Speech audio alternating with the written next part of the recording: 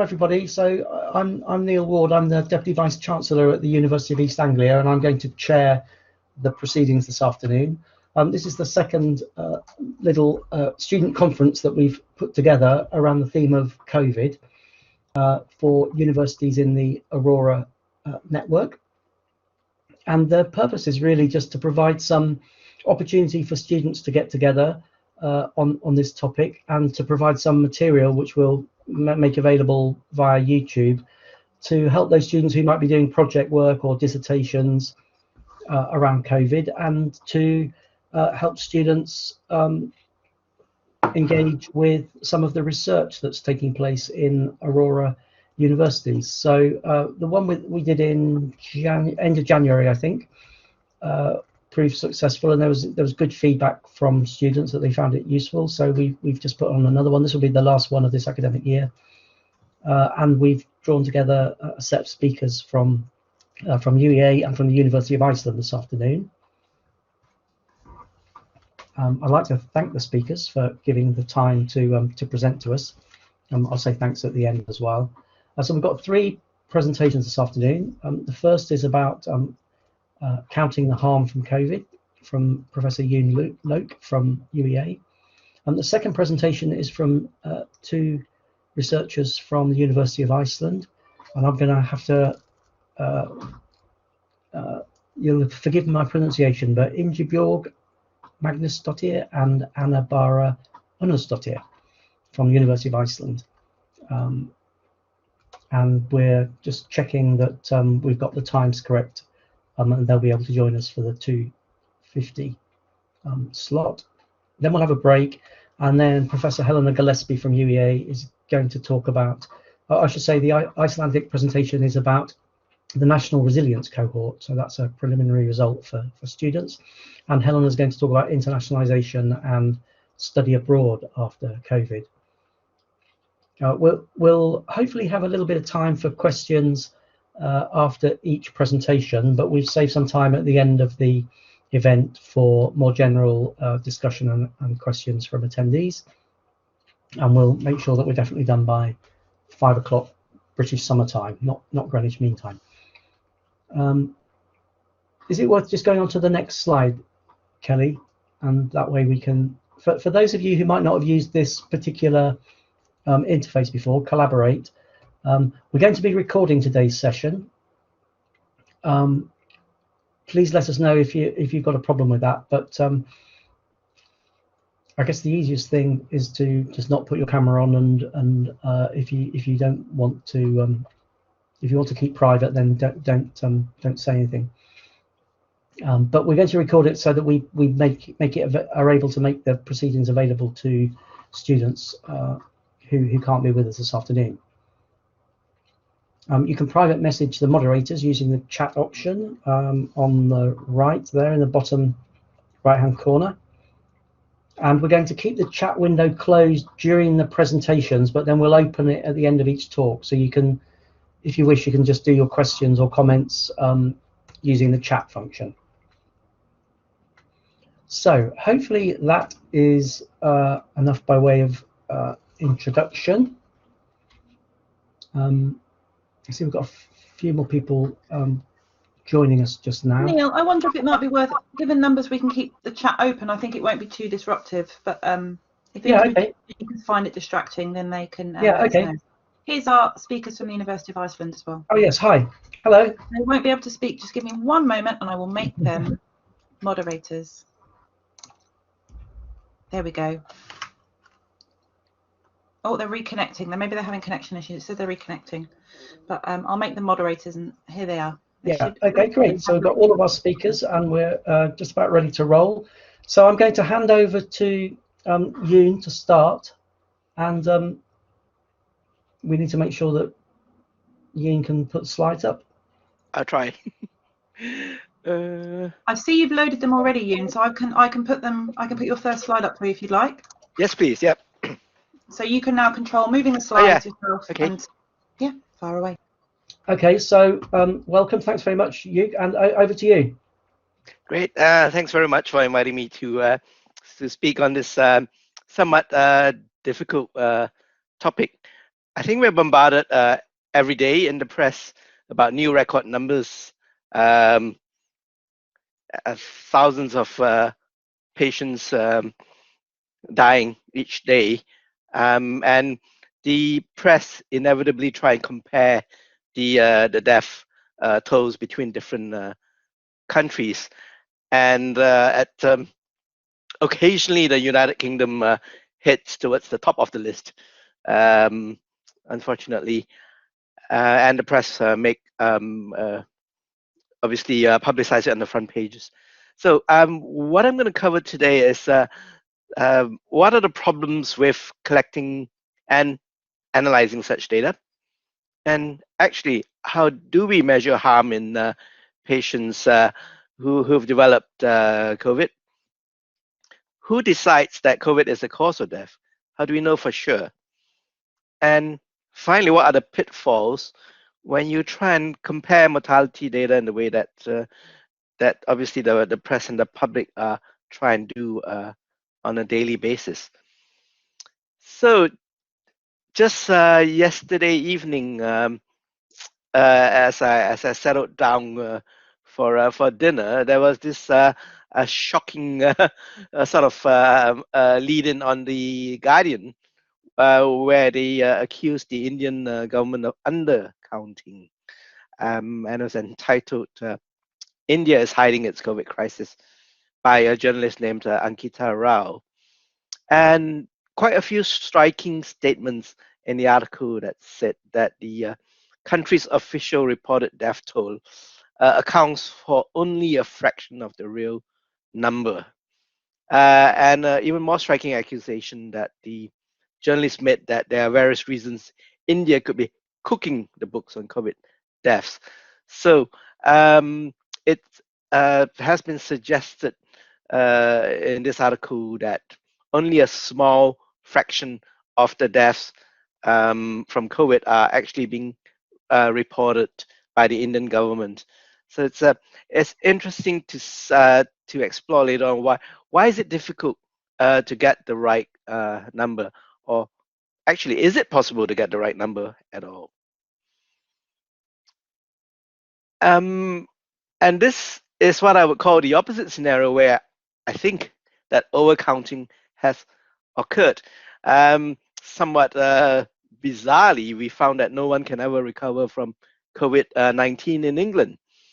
And this is because of the way Public Health England were recording deaths due to COVID. So anybody who has tested positive will be counted as a COVID death, even if they had a heart attack or were run over by a bus 3 months later.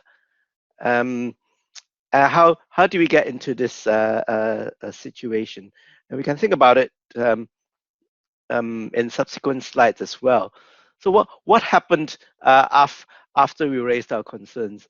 So the very same day, Matt Hancock went to Parliament and suspended the reporting of the UK death data and ordered a review of the figures. And 6 weeks after that, the UK COVID death toll was revised down by 5,377 after the figures had been reviewed, and they implemented a new method of counting the daily death data. So I think the last 3 slides have illustrated how difficult it is to get an accurate handle on the numbers, whether you're undercounting or overcounting. So why is it difficult? Surely, I think if you ask most members of the public or the press, and they say, "Oh, this should be easily analyzed and straightforward measurements and so on."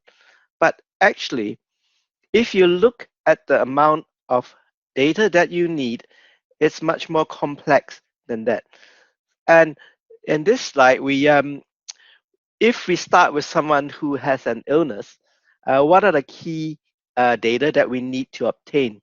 And the first is the starting point. They develop symptoms, which lead us to suspect they have the illness. And there's the intermediate, which is critical in this particular illness, that they have a test and a diagnosis is confirmed. And the third step is measuring the endpoint. So in this case, we need to follow up the patient to decide whether they survived or not. It looks simple on this chart, but it's very complex because you need the 3 different boxes and data from those 3 boxes. And actually, the data is stored in different places. When you think about the patient presenting with fever and cough, that's usually recorded by the doctor's notes, or GPs have computer records that they can store that, and they may put in a code to identify that as COVID-related illness. The next thing is that either the doctor or the patient arranges a test, and they may go to a walk-in center to have a test, or they may be at a hospital having a test done. So usually the result ends up in the laboratory database, whether it's positive or negative. And the third place where data is stored is for the record whether the patient survived or they died. In hospital, that's relatively easy to find because hospitals keep records of whether patients are dead or alive. But outside of hospital, you have to rely on death certification. And countries across the world collect national statistics using death certificates. And this can capture both data that is inside and outside of hospital. So, given that we know that we need 3 data sets to be able to assess whether any harm is occurring after the COVID infection, let's think of examples where we might lose the data. So, someone may have unrecognized COVID symptoms, did not go for a test, and did not have a diagnosis, but suddenly died at home. This is not unusual, particularly during the first wave 12 months ago. And so the death would not have been recorded as being due to COVID because the patient didn't report symptoms and they didn't seek to have a test. Alternatively, there could be someone who had symptoms and they decided not to, or they couldn't access a test. Again, this is a problem predominantly in the first wave. So a test was not available, and unfortunately, they succumbed to the illness at home. Again, it's not possible to confirm the COVID-related death in this case. So the third one in green is someone who has a positive test at a walk-in center, and there's no record of seeking medical attention. We have no idea what happened to the patient after that. And finally, there are people who are admitted to hospital. They are tested positive. They are treated successfully. They recover, and they're discharged to a nursing home to another city 2 hours drive away. And we don't know that we will be able to follow them up and find out whether they subsequently survived or not. So what's the solution that clever researchers and the government have used to try and overcome the fact that we need 3 disparate sets of data? And right in the middle of this slide is in yellow is the thing called the unique patient identifier. If there is a unique identifier that's shared between the 3 databases, then you could link these databases and you could fetch the data. So you could fetch the data on the medical notes, you could fetch their COVID test result, and you could fetch from either the hospital system or the national statistics measurement as to whether the patient is alive or not. So this helps us to match up test results and clinical findings with statistics on whether the patient has survived or not. Now, it sounds great when I propose a data linkage model where we can get information on the patient. And there are three key prerequisites. One is that the unique patient ID is shareable across many systems, and that's not often the case. Certainly in countries which do not have a identity card system, then what is the unique patient ID that you use? So we resort to things like surnames and date of birth and postcodes and things like that. Obviously, there are privacy concerns with this sort of data linkage. So some degree of protection is built in. Extensive computerization is absolutely essential for this data linkage to work, particularly trying to make sure that the databases can talk to each other. And that's no small feat. It's really challenging to get that implemented. So if we have set up some sort of data linkage, how do we then count up the number of deaths? So I'll say hospital records are relatively straightforward, and I'll talk about that a little bit more in a minute. Death certificates are probably the most widely used source. But as I said, if we have data linkage, we can have an automated process that can sort of interrogate population databases and work out the number of deaths. So hospital mortality was one of the figures that was reported early on during the pandemic. And it was reported early on because it's actually not particularly difficult to collect hospital mortality data. Symptoms, diagnostic test result, survival, these are all routinely measured in hospital. So there's no problem with obtaining and accessing the data. And generally, I would say hospital mortality data are reliable. There's whole teams of doctors and nurses there who are looking at the patient. But this reliability comes at a cost. And the cost is that the data are generally not applicable to the wider population. And this is because of two reasons. The first is that some patients do not ever turn up in the hospital. They decide to be treated at home, or they are in a nursing home and they don't feel that it's appropriate for them to be transferred to hospital treatment. And given the shortage of healthcare service and beds that occurred during the pandemic, so only the more severe cases actually get admitted to hospital. So this is what I would say a rather biased sample, and hospital mortality statistics always show that the percentage of people dying from COVID are much higher than what you would get from community samples in the wider population. And that's due to the sampling bias. What about death certificates?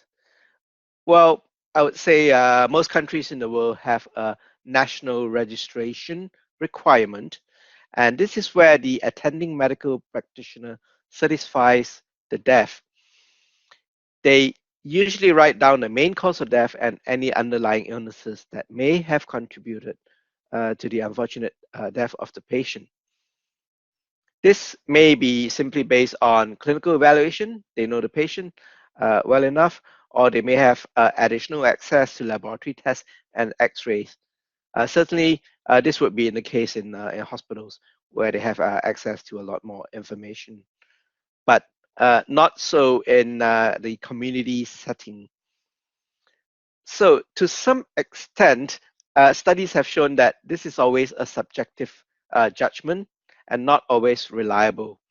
It sort of depends how well you know the patient, how often you've seen them, and what tests and x-rays you've managed to get access to and check the results. I would say in the past 12 months, this has been particularly difficult. This is because of COVID remote healthcare, where we've been on the phone to patients, trying to speak to them over what their symptoms are, and trying to find out what's wrong with them.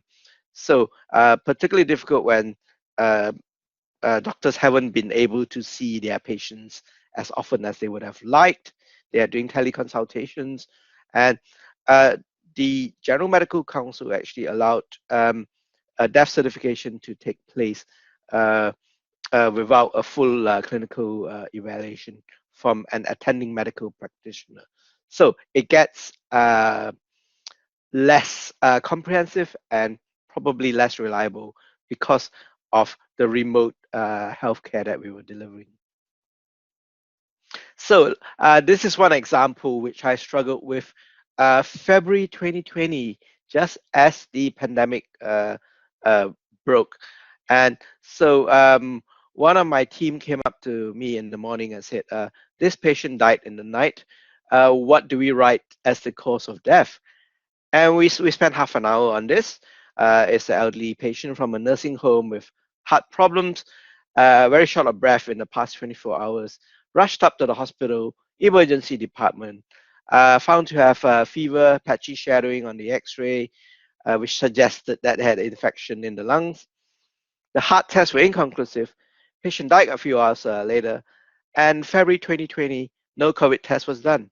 We were not able to have routine testing for patients. So up to this day, I don't know whether this patient actually had COVID and died from it or not. But this case simply illustrates how difficult it is to match things together when you're trying to write what is the underlying cause of death, and we struggle to get to the right answer, and we'll never know in this case. So as I've said, we have all these problems with using hospital mortality. We have all these problems with using death certification data. Because of that, population data linkage seems to be a really convenient and straightforward solution. So it's easy because if, as I said earlier, you had a unique patient identifier, you can completely automate the process, and you use your computer to identify all the people who've tested positive from the medical or laboratory database, and then you match them using the unique identifier against the mortality data in the hospital and the National Statistics Register. So you could find out everybody who's tested positive, and you could check whether they are alive or dead. And that seems a really simple, straightforward way of doing that. The pitfall with this, and I always wonder, does the automated system pick up death directly due to COVID, or is it picking up other reasons? This is because the automated linkage does not consider the clinical evaluation of the patient. So it's just test positive, dead or alive. Quick and easy, but no clinical judgment involved, which is not to the standard you would have in a death certificate, where attending a doctor has looked at the test results, the patient, and x-rays to make a judgment. I think the second point here is, at what follow-up time can the death still be attributed to COVID? And this is where we had that problem with Public Health England, where when they started by saying, oh, we just count everybody, doesn't matter how long after the COVID diagnosis. So even 3 months or 6 months later, somebody might have died and they would still say that's a COVID-related death. And clearly that seems rather implausible as a cause of death.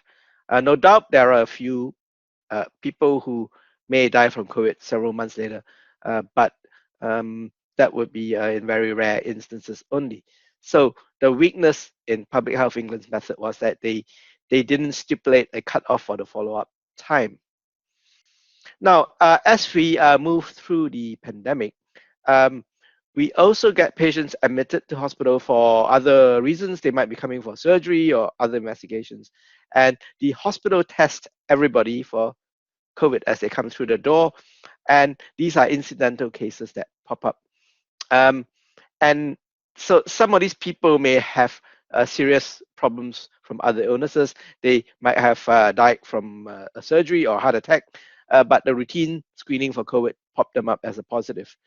So if you use an automated model, these patients, I would say, are wrongly counted.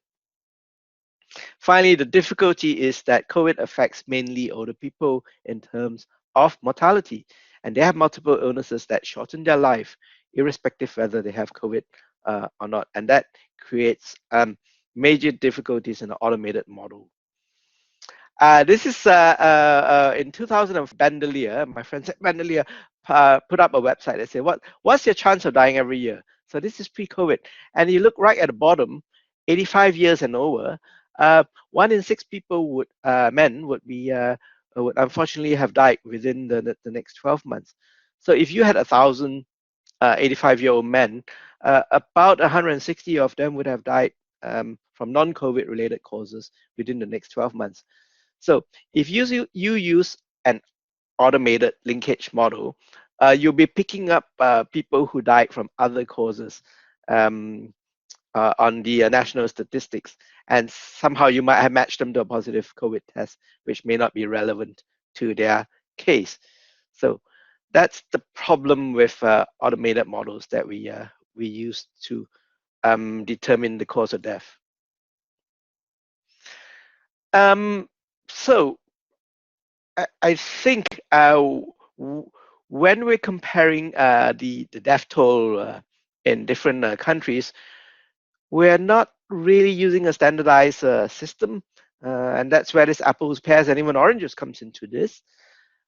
If you look even within just one country, the United Kingdom, so today the COVID mortality figure, if you use the automated data linkage system by Public Health England, it gives us a total of 128,000 deaths, sadly. And if you look at the Office of National Statistics register for death certification, that's 152,000. So it just goes to show how difficult it is to standardize and agree on what the most appropriate measurement is.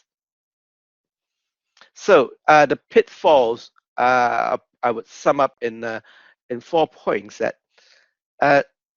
because of the differences in the way that you count up the number of deaths, whether hospital or death certification or the automated data linkage, it makes the mortality rate very, very difficult to compare.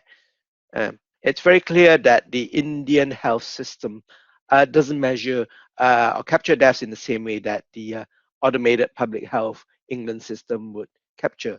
So it would not be reliable to compare mortality rates between countries that use very different ways of capturing and analyzing the death data. And obviously the second point on this slide is actually the amount of testing varies hugely between different countries. So if you wanted to be certain that they had to have a COVID positive test and you check whether they're dead or alive, it's very difficult in pandemic areas where they are waiting 1 week for a COVID test or the results are lost or whatever. So that creates considerable difficulty as well when you're trying to compare mortality rates. To what extent are doctors able to certify the patients? How closely do they check? Is there an independent reviewer who checks the certificates? Again, that varies among different countries. And finally, obviously, age distribution is absolutely critical. types of housing, density housing, and so on. So all of these have influences on the rates that we are told. So I would say it's generally not particularly comparable. So I just want to finish with this slide, and fortunately, Microsoft Office is really intelligent. It read my mind and put a slide which shows a graph of things that where the numbers are going up and down, up and down, up and down, and that's the fluctuations we've seen throughout this pandemic. And I think we need to be clear that this is a marathon, not a sprint. You could measure 2 weeks in January, and you could measure 2 weeks in April, and they'll be completely different. And actually, you need a long-term view of this with a sort of a detailed ascertainment through the methods that I've suggested, and that any quick and easy snapshots are likely to be misleading. Certainly, if patients they may still recover after 4 weeks or 6 weeks, and some patients may die after 6 weeks or 8 weeks. So any quick snapshots are extremely unreliable when you're thinking about trying to judge whether there's a high mortality rate or not. And I think that's the end of my presentation. I'm happy to take any questions. Thanks very much, Yun. That was very interesting. I've got a couple of questions, but I'll just remind our student participants. Feel free to either type questions in the chat column, or you can put your hand up and come on mic and ask any questions. Yun, I saw on your slide number 17 that at my next birthday, I moved from a 1 in 279 chance of dying in the next year to a 1 in 112 chance of dying. So that was a sobering realization for me, and just cheered me up no end. Anyway, I'll try and forget about that. I've got a couple of questions that I'd just like to put to you. The first is, are there any international protocols for how to record causes of death, either generally or in pandemics, that help to sort of improve the robustness and international comparability of statistics? So that's the first part, and the second part is, so we've got some students from different European countries participating. Do you have a sense of what might be the main differences across Europe on practice on recording statistics, and whether there are some examples of better practice or worse practice between different European countries? Yeah, absolutely. So I think COVID has proved a particular challenge for the measurement, because the symptoms of like fever and cough and so that they're so even in a non-COVID year, they're so prevalent and could be due to lots of other causes, and the fact that you need a very specialist test, a PCR test for COVID, it made life really difficult in trying to reach the case definition. So that's been a major challenge, and so the WHO have set out some criteria for measuring signs and symptoms, and where available a test, and deaths within 28 days they would consider as related to the disease. But it's I think that's been a real challenge, where testing has not been available, and the signs and symptoms are so non-specific that the patient could have died from something else. So that's been for me the worst challenge that we faced for COVID. So are there European countries that do it different? So I love the way Scandinavia does it. Scandinavia has fantastic population linkage, literally from birth to death. they have amazing linkage in their population databases.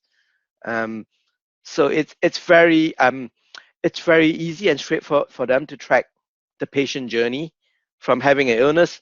In fact, talking about tracking patients, the first paper that's been published on vaccine side effects is from Scandinavia, because they can track someone who's had a vaccine, and through linkage with them, their hospital database, they can find out how many people have had serious harm from the vaccines. So Scandinavia for me is one of the best examples of population tracking through a database. But the UK is getting pretty close to that, which is somewhat reassuring and a positive thought, really.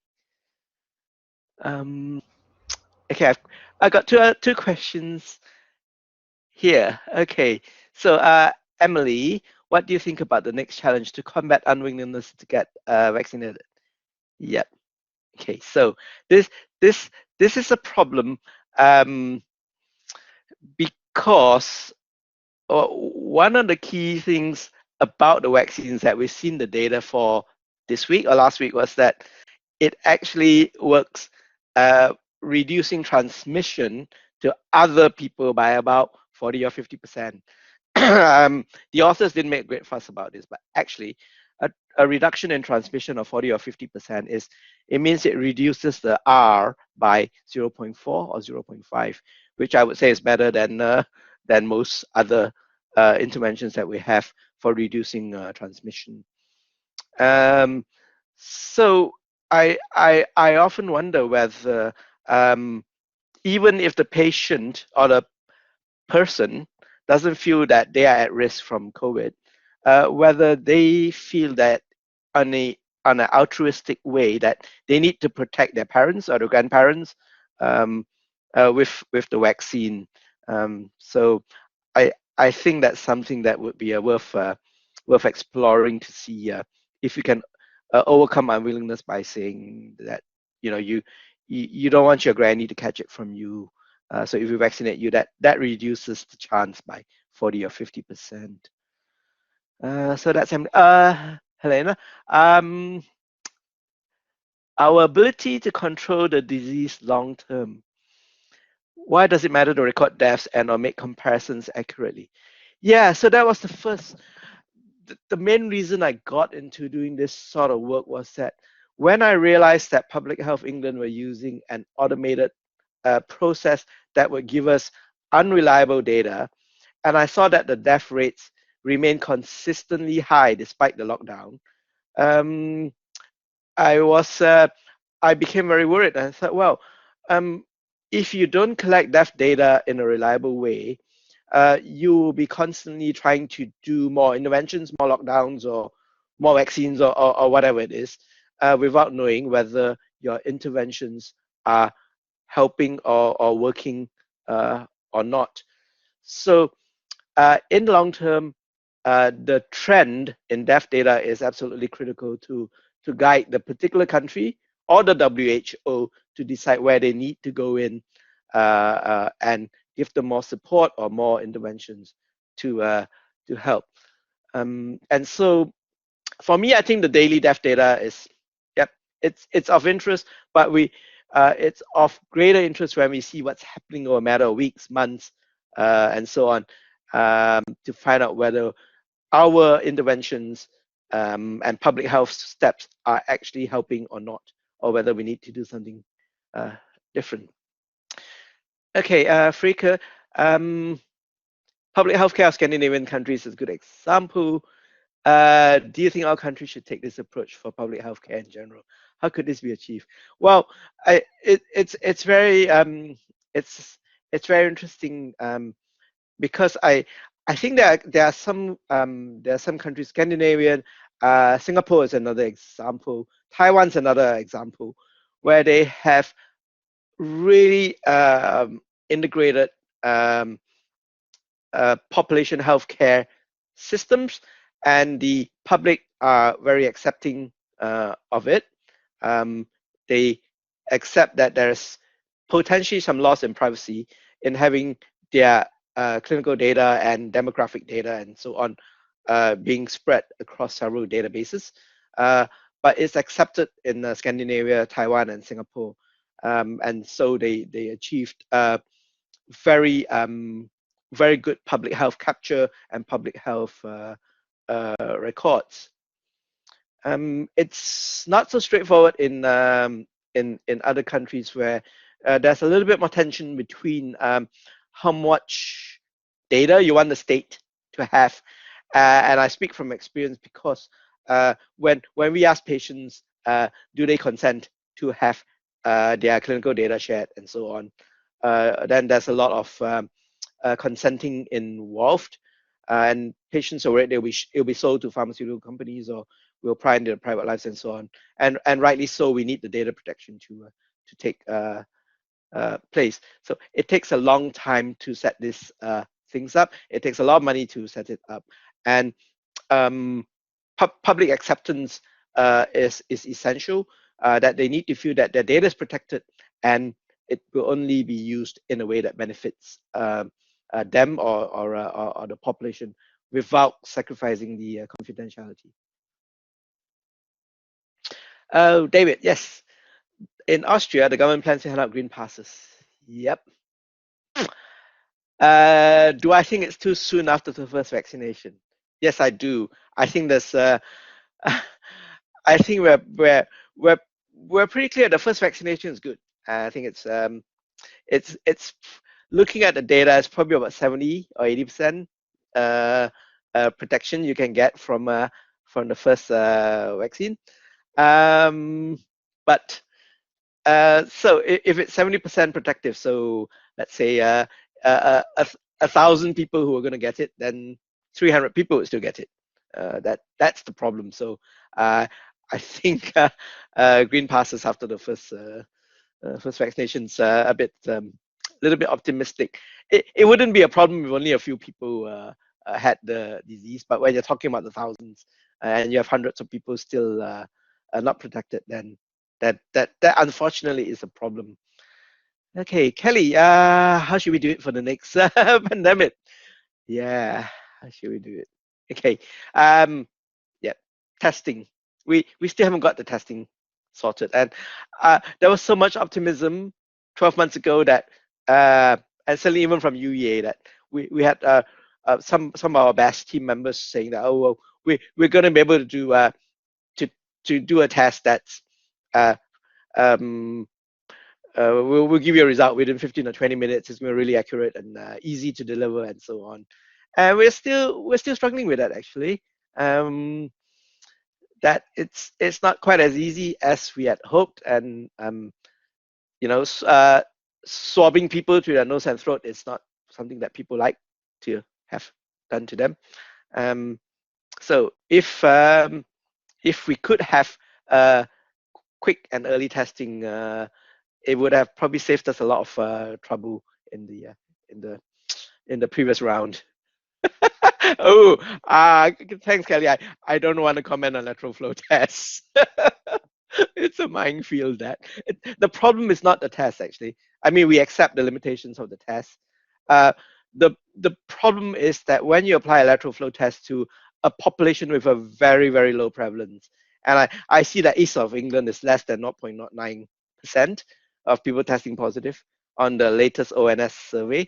So when you apply a test to a very low prevalence group, you are going to run into problems where even if you had high specificity, you used to come up with a lot of false positives simply because that population has a very low prevalence in the first place.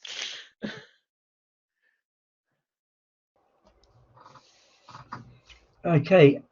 Any other questions just in the last minute or two before we move on? Thanks, Yoon. That was great. And you got questions on a wider range of issues than the data one, which is good. Thanks very much for the presentation. And you're going to be able to join us for the discussion at the end as well. Probably not. I've got another meeting at 4:30, so okay. I'll probably have to leave. Have to leave shortly and prepare for the next meeting. Yeah. Okay. No worries. That's good for me to check. I just wanted to say to the participants, we had the one of these in January, and the material from the 3 presentations at that conference is available on YouTube. So I think Kelly will post up a link, and so you can see there are 3 different presentations of research around COVID. I think one from one of Yoon's colleagues at the medical school at UEA, and 2 other presentations from researchers at VU University in Amsterdam. So there's more material available as well. So we say thanks very much then Yoon, and we're on time and on schedule. Thanks for the questions, and we will move on to the next presentation, which is from Iceland, and it's from Ingeborg and Anna. I hope I pronounced your name correctly. And I think you're going to talk about not only Iceland, but a comparative study drawing on some other countries as well, some Scandinavian countries. So over to you and welcome. Yeah, thank you. It was actually a great pronouncement of our names. Ladies, would you like me to pop your slides up for you? Yes, that would be great. Yeah. Here you go. Here comes your first slide. There you are. Great. Thank you. Lovely. So my name is Anna Bára, and I work as a researcher at the Center of Public Health Sciences at the University of Iceland, and a project manager at COVID-MENT research program, which I will introduce to you better later. And my name is Ingebjörg, and I also work as a researcher at the Center of Public Health Sciences at the University of Iceland, and I'm also a master's student in biostatistics. So we both work at the Center of Public Health Sciences, which is a research institute at the University of Iceland, and the administrator of interdisciplinary master's and doctoral programs in public health sciences, epidemiology, and biostatistics. And over the decade, the past decade, the center has contributed quite a bit of knowledge about how trauma affects health. The center has, for example, conducted research on the effects of natural disasters. For example, we examined the effects of the eruption in Eyjafjallajökull that you all probably remember well, and the avalanches in West Iceland in 1995, and the tsunami in the Indian Ocean 2004. The center has also examined the effects of other trauma, such as the effects of the economic collapse and the effects of gender-based trauma and violence on health and well-being. However, our latest research project is to examine the well-being of the nation during the COVID-19 pandemic, which is without a doubt one of the biggest challenges facing the nations of the world.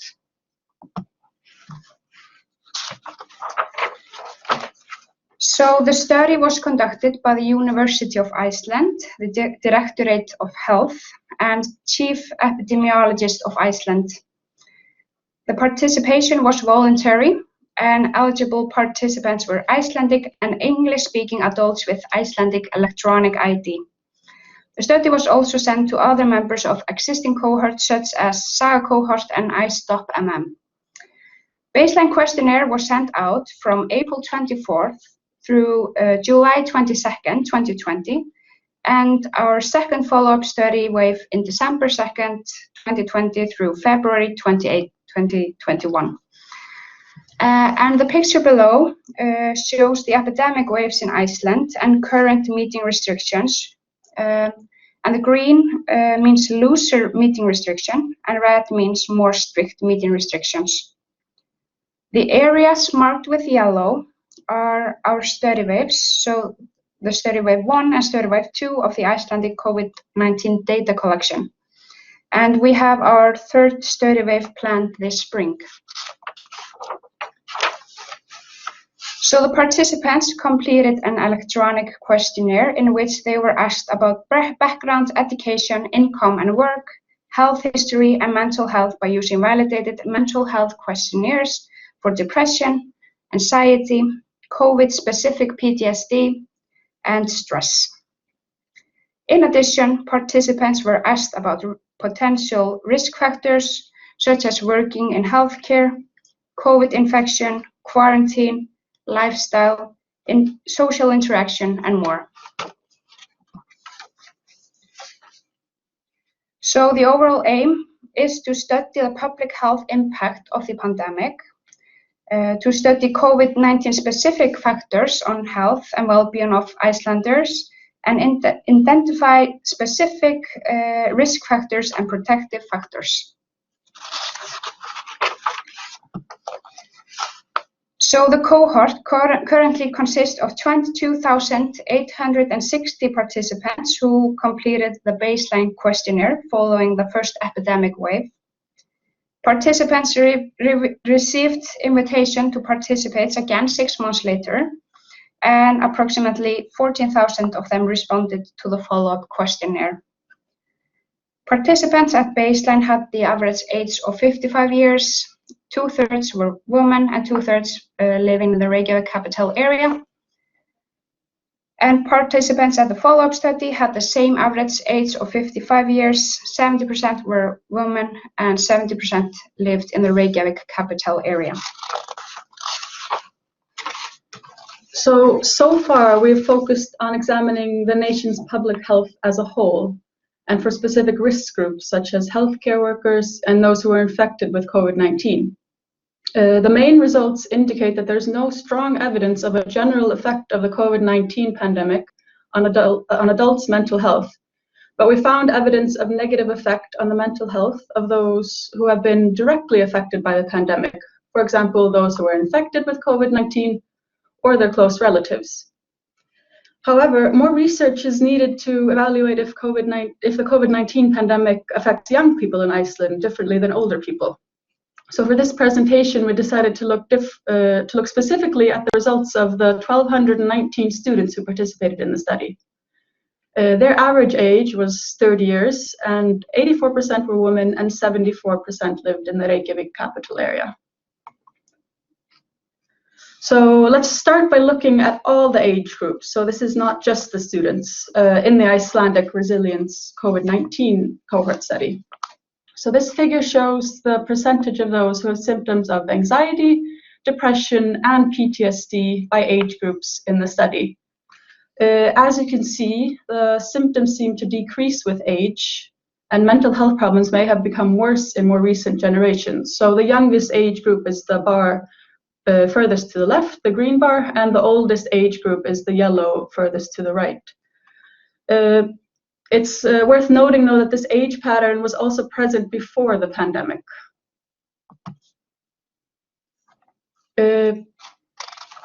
Here are some interesting results where we examined mental health problems with regard to COVID-19 diagnosis. So in the image on the left, symptoms of anxiety, depression, and PTSD were examined for all study participants. We found little difference between the groups. So the groups are no COVID-19 diagnosis versus COVID-19 diagnosis regarding anxiety and PTSD symptoms, but depression was considerably higher among those diagnosed with COVID-19. However, when we look at the graph on the right, that's only for students. It seems that those diagnosed with COVID-19 had considerably less symptoms of anxiety, PTSD, and a bit less for depression also. But we can't just say that it's healthy for students or young people to get COVID. No adjustments have been made here for other factors that are known to affect mental health, such as income, education, and so on. So this difference could be due to the fact also that students are younger on average and were therefore at lower risk of having severe illness from COVID. In our other analyses, we found that those who get sicker from COVID are more likely to have mental health problems. So since it appears that students getting diagnosed with COVID does not negatively impact their mental health, at least in these unadjusted results, we want to see how mental health is impacted among students who have been impacted by the pandemic in other ways. So now we'll shift the focus to the student sample only, which consists of 1,219 participants. So this figure displays anxiety, depressive, and PTSD symptoms divided gender in the student sample. Psychological symptoms appear to be worse in women than in men, with women having a crude percentage about double that of men for anxiety and PTSD, and about 10% more for depression. This figure shows the proportion of students with anxiety, depressive, and PTSD symptoms, depending on whether they have close relatives who have or have not been diagnosed with COVID-19. So the pink bar is those that have relatives that have been diagnosed with COVID-19. As you can see, the individuals are more likely to have mental health problems if a close relative has been diagnosed with COVID-19. And then next, we looked at those students who have been in quarantine. In Iceland, we've had quite strict rules when it comes to quarantine. So those that have been in contact with an individual with a confirmed diagnosis, then you're mandated into quarantine for around a week. And actually, in the first months of the pandemic, it was actually 2 full weeks of quarantine. Similarly, those coming from abroad are also mandated into quarantine. So as of yesterday, almost 50,000 individuals have completed a mandated quarantine here in Iceland. And considering it's only about 370,000 people living in Iceland, this is quite a high number. So we thought it would be interesting to look at quarantine. So here you can see the proportion of students who have symptoms of anxiety, depression, and PTSD, depending on whether they have been in quarantine or not. And it looks like the individuals seem to be more likely to have mental health problems if they were quarantined. And here you can also see what effect length of quarantine has on the mental health symptoms among the students. We can see that for the most part, the longer time an individual spent in quarantine, the higher proportion of students had mental health symptoms. So symptoms increase in a stepwise fashion almost. So those who spent 4 weeks or more in quarantine have the most mental health symptoms. And here you can see the effects of loss of income on anxiety, depressive, and PTSD symptoms. So about half of those who experienced a rather large or large reduction in income, so that's the purple bar, about half of those had symptoms of depression, 40% had symptoms of anxiety, and 45% had symptoms of PTSD. And here you can see the impact of employment status on mental health problems. And we can see that those who were unemployed or working part-time while studying had more symptoms of anxiety, depression, and PTSD than those that were full-time or self-employed or business owners. So this could be a hint that since those that are part-time or unemployed, they have more worries about where their money is coming from. So we can see in this graph and the ones on the previous slides that there are some clear indication that even though it doesn't seem that COVID infection has a negative impact on students' mental health, being directly impacted by the pandemic seems to have a negative impact, whether it be by having a relative infected, spending a long time in quarantine, or being financially impacted. So this is something we clearly have to look deeper into and do plan to do so since this pattern seems to be present for not only students but the population as a whole. So it's a bit difficult to just see these all these numbers regarding mental health symptoms and have no context regarding how the numbers would normally look in life without a pandemic. So in order to try to see what it was like before COVID, we decided to look at another cohort we have also been working with, and that is the SAGA cohort that was conducted from 2018 to 2019. However, this cohort only for women. So we compared the results of the SAGA cohort for female students and limited our COVID cohort also only to female students. So the comparison would be as accurate as possible. And when we compare the two cohorts, we can see that there is almost no difference for anxiety and a slight increase in depression. So it's a pretty small change from the SAGA cohort, which was 2018 to 19, to the COVID cohort. And yeah, a very little change, which is in line with other results elsewhere, for example, at the Icelandic Directory of Health. These results could indicate that there has been little change in psychological symptoms of students, or at least female students, after COVID-19. And we also looked at sleep duration, so if they slept 6 hours or less, and we can see that the proportion has decreased a bit, so this could be some indication that sleep is getting better, or at least that female students are sleeping a bit longer.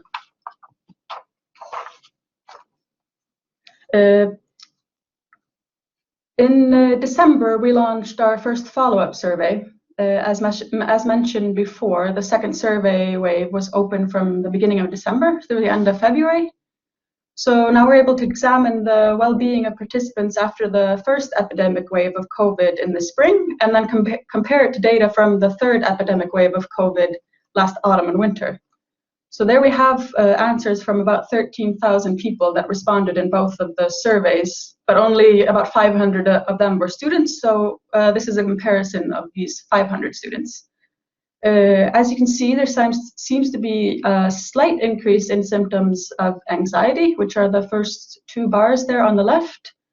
And there also is a slight increase in those that are sleeping 6 hours or less per night, and that's the last 2 bars there on the right.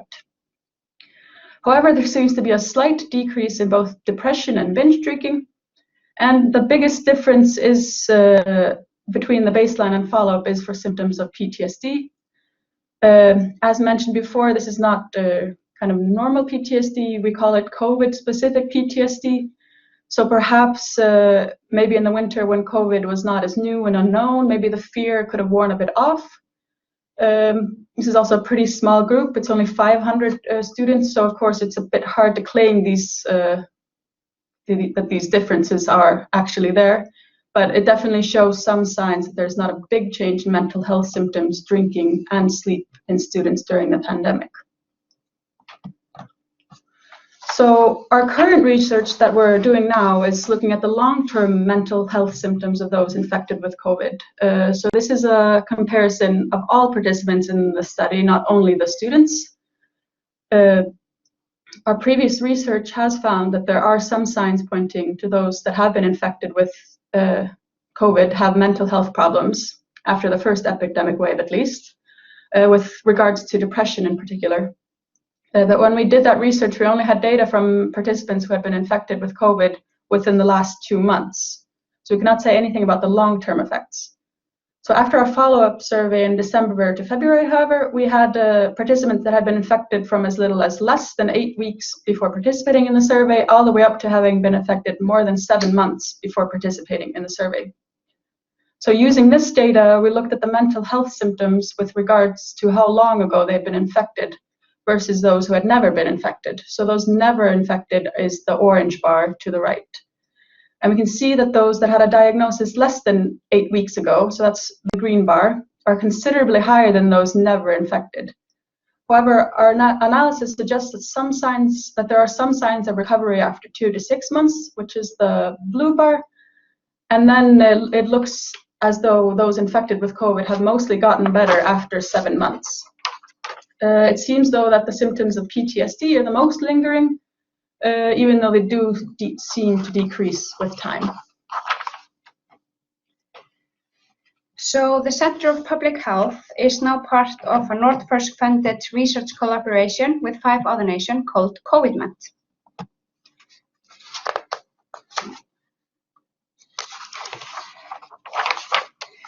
The aim of the COVID-MET program is to leverage multinational cohorts in combination with registered data to significantly advance current knowledge of mental morbidity trajectories in the COVID-19 pandemic, both in general population and in specific risk groups.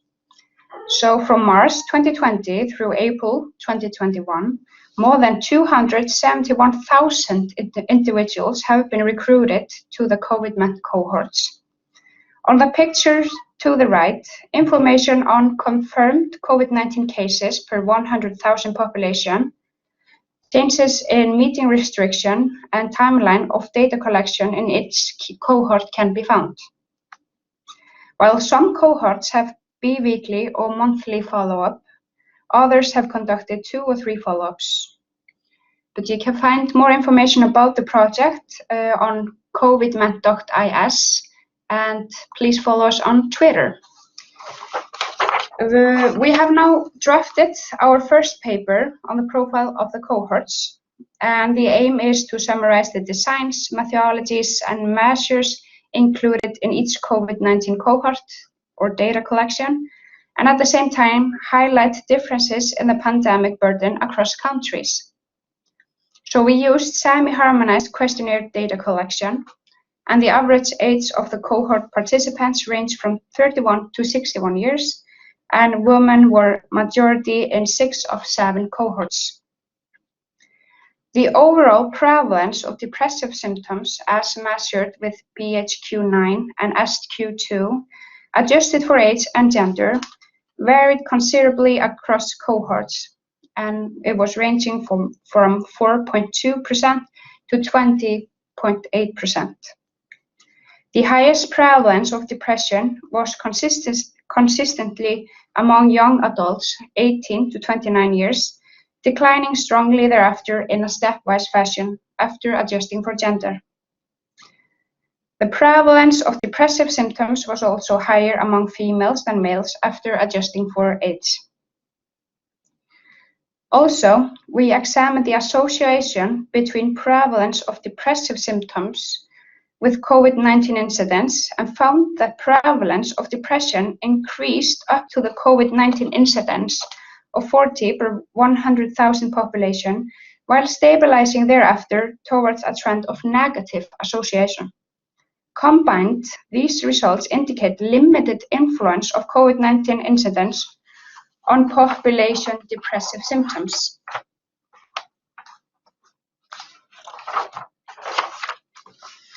And here is a figure illustrating this. So this is the association between COVID-19 disease burden and depressive symptoms on population level. So as mentioned before, we found limited influence of COVID-19 on population depressive symptoms. And the p-value for the trend was 0.027.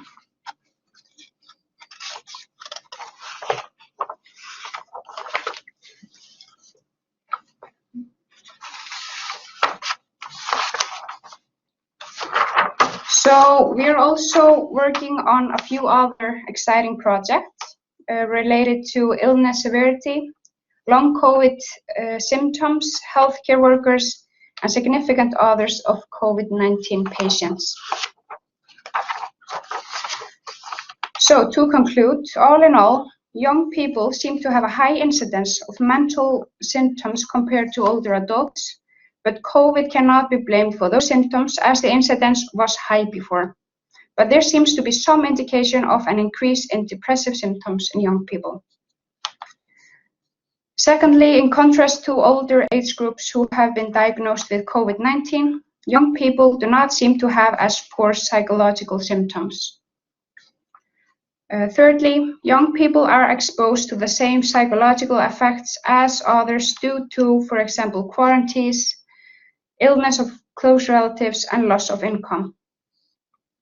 We also found evidence of improved sleep in female students when we compared the results from the COVID-19 resilience cohort to our other results from SAGA cohort in 2018 to 2019. However, no difference was found for anxiety and slight increase in depressive symptoms. We also found that individuals that have had a COVID diagnosis less than 8 weeks ago have higher prevalence of mental health symptoms than those never infected.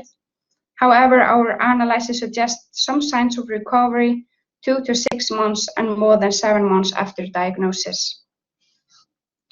Lastly, prevalence of depressive symptoms was weakly negatively associated with country-specific COVID-19 incidents at the time of responding. So that brings us to the end. We appreciate your attention today. Do you have any questions for us? Thank you very much. That was very interesting. So I'll invite the student participants to put questions in the chat again, or feel free to put your hand up and come on mic if you'd like to ask a question. I was just looking up the number of cases and deaths in Iceland on the web.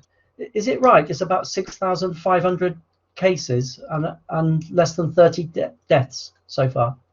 Yeah, Yes. I think we have 25 deaths in total. Yeah. And we haven't have any cases of death, I think, since last autumn. Oh, really? So Yeah. there have been no deaths this year? No, I don't think so. Yeah, not that I've heard of. Maybe one or not. Okay. Yeah, we're lucky we've been able to be at work now mostly since February, maybe. Yeah. With a little bit of home office in between when there have been spikes in infections. So. And what explains that low level of deaths because much of the rest of Europe has had quite a strong second wave?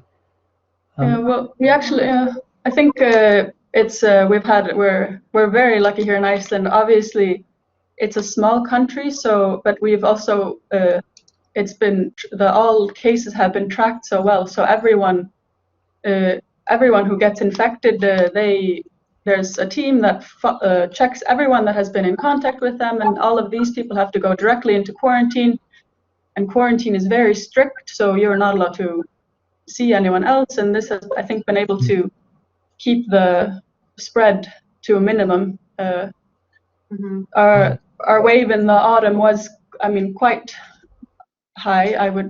But never anything. We've never had to have any kind of complete lockdown as has been in the UK and other places in Europe. So, and of course, it's obviously easier for Iceland. It's such a small country in the middle of nowhere. It's so easy to keep an eye on people entering the country, and these people have to go into quarantine. So it's hard to for any kind of new infections to sneak in. Yeah, that's very interesting. And you said 50,000 people have been in quarantine out of a population of 370,000. So yes, 13.5% of the population have been in quarantine. Yeah, I'm not sure if it's I know that there's people that have been more than once in quarantine, if they're counting these people more than once, but yeah, it's still quite a high number for such a small country. Yeah. So are there any other? I've got other questions, but I don't want to. I'm just finishing typing one, Neil. If you give me about 5 seconds, I'll have one for the ladies as well. Great. You're typing one in, Kelly?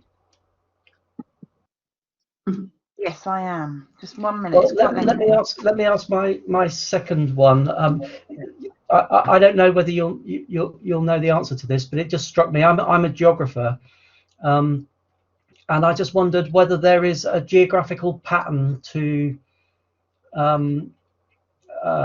mental health problems before we even get to COVID.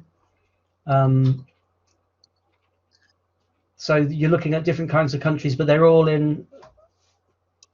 Actually, I think you had Estonia, didn't you, in your sample? Yeah. And also Scotland. You know, whether if you'd have done a big survey in 2017 or 2018, would you expect it to show variations in the level of experience of the different indicators of mental health problems in different countries?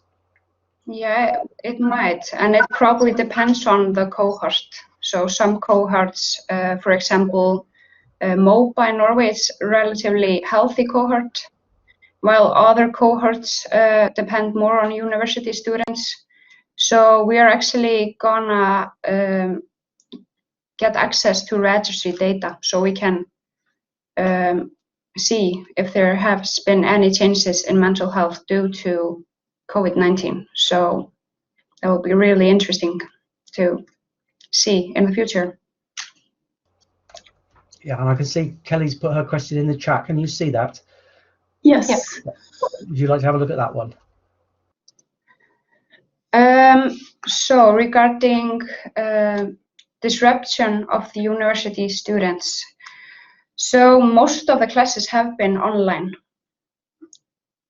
Yeah, since I think since last spring. yeah, Especially April 2020. especially with the bigger lectures, it's all been online. It's been quite a disruption, but so have the students been engaging in those from home, or so for example at UEA where Neil and I are based, students, most of our students travelled back to university and then had some engagement with some face-to-face teaching, but most was online.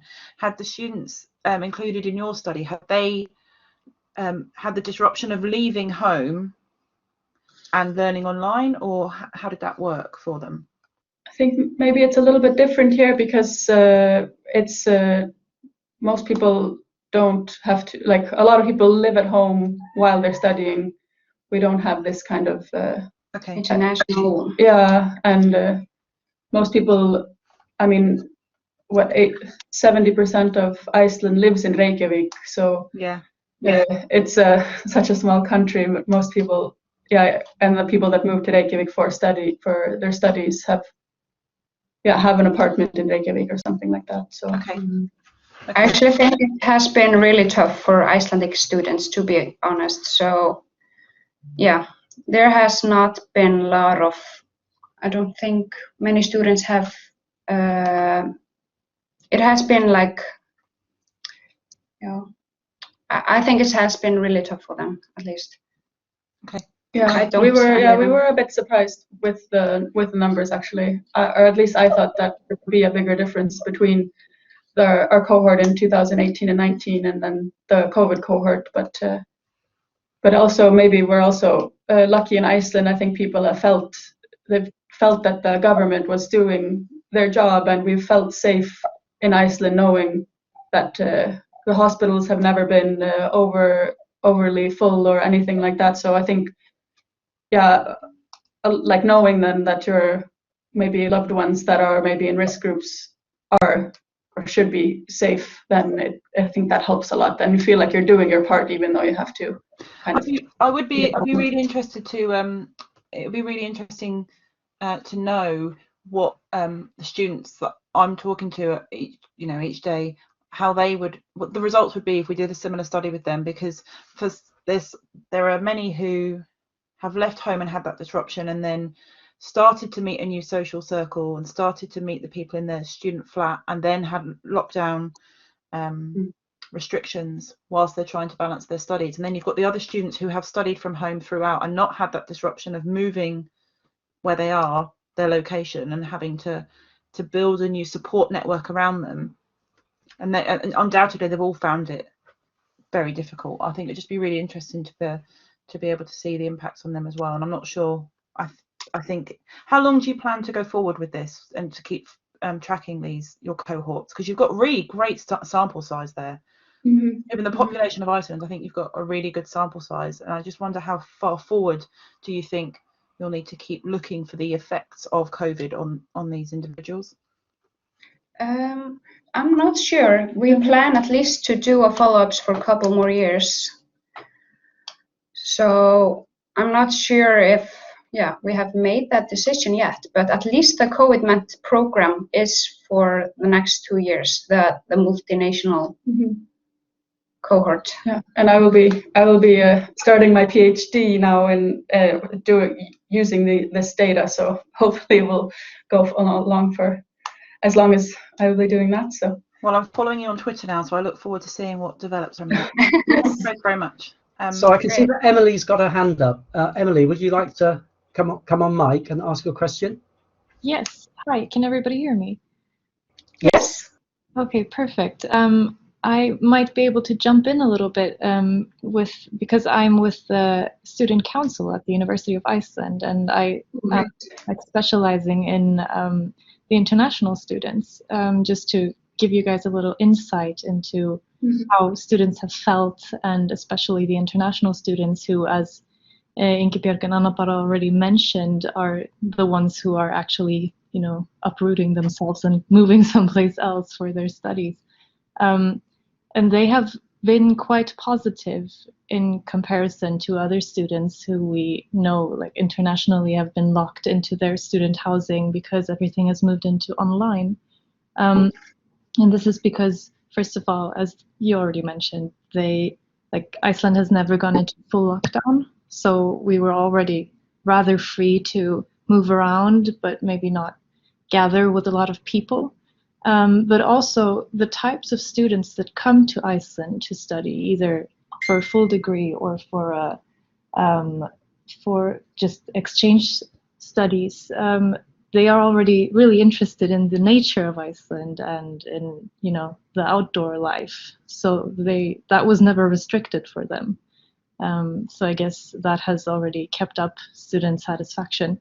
But what we can see in the general student population with the majority of Icelandic students is that they were really affected by the uncertainty that came with COVID, and especially how the university handled exams, for example, the final exams that students did not know until the last minute how they would go, and whether the procedure would be online or in person.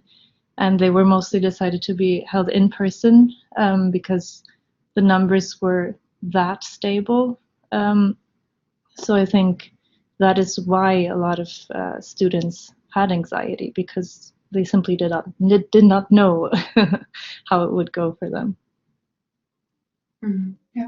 Yeah. Thank you for great input.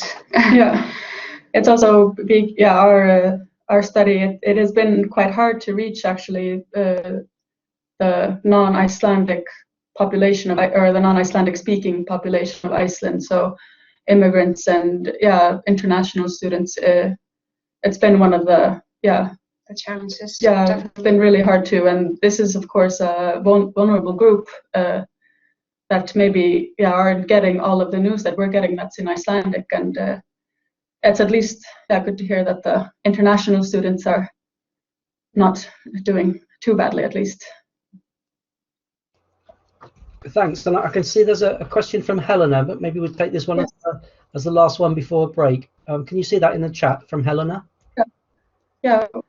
So, I mean, our study at least shows that there hasn't been a large impact, at least, on the student mental health, but maybe as you said earlier, maybe it would be good for the universities at least to be clear and to have their decided with exams ahead of time, just to if they should be in person or at home. And but I think especially in Iceland it has shown that what we've been doing here has worked, since the mental health impact has not been so large. Mm-hmm. Yeah, that dealing with uncertainty is quite interesting. In the UK, we're quite restricted because we're under a lot of national restrictions from the government, and we have to wait for the government to announce what we can do, and sometimes we just get 1 week's notice. So we as a university can't be very clear on what's happening the week after next, because we're waiting for a government announcement on Monday. So that's really interesting. I think it's everyone has learned to be very flexible in the past year. It's just you just have to try to go with the flow. Yeah. Yeah. So any other questions from the students and other participants before we're just going to have a 15-minute break before our final presentation. The final presentation is going to continue on the theme of students and look at internationalization and study abroad and the implications of COVID. But any more questions for Ingeborg and Anna Barra?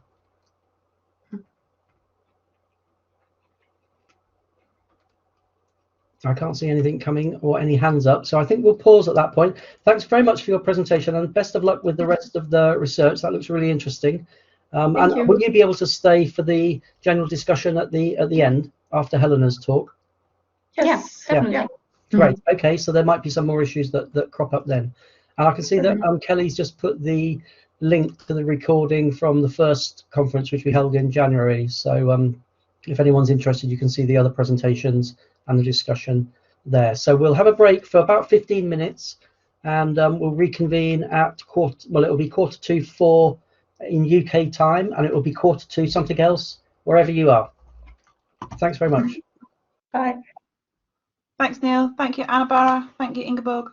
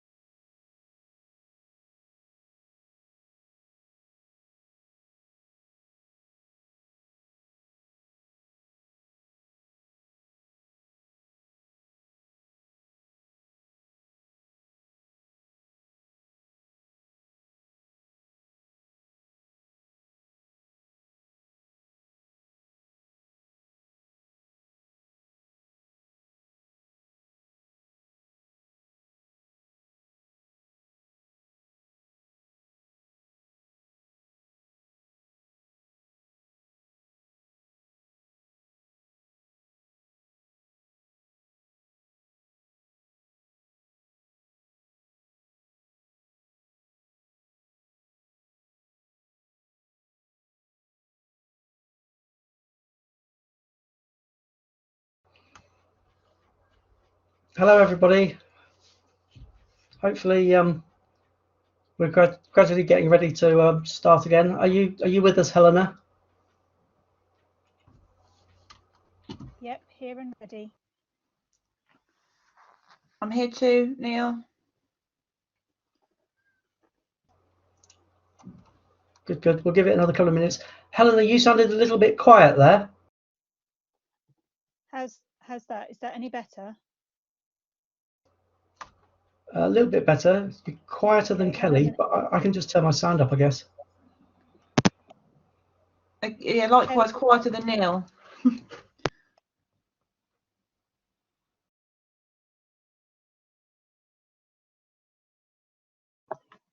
How's that, Kelly? Is that any better? Brilliant, perfect. Okie dokie. I'll have to do without earphones then. Not that there's anybody in the house at the moment, but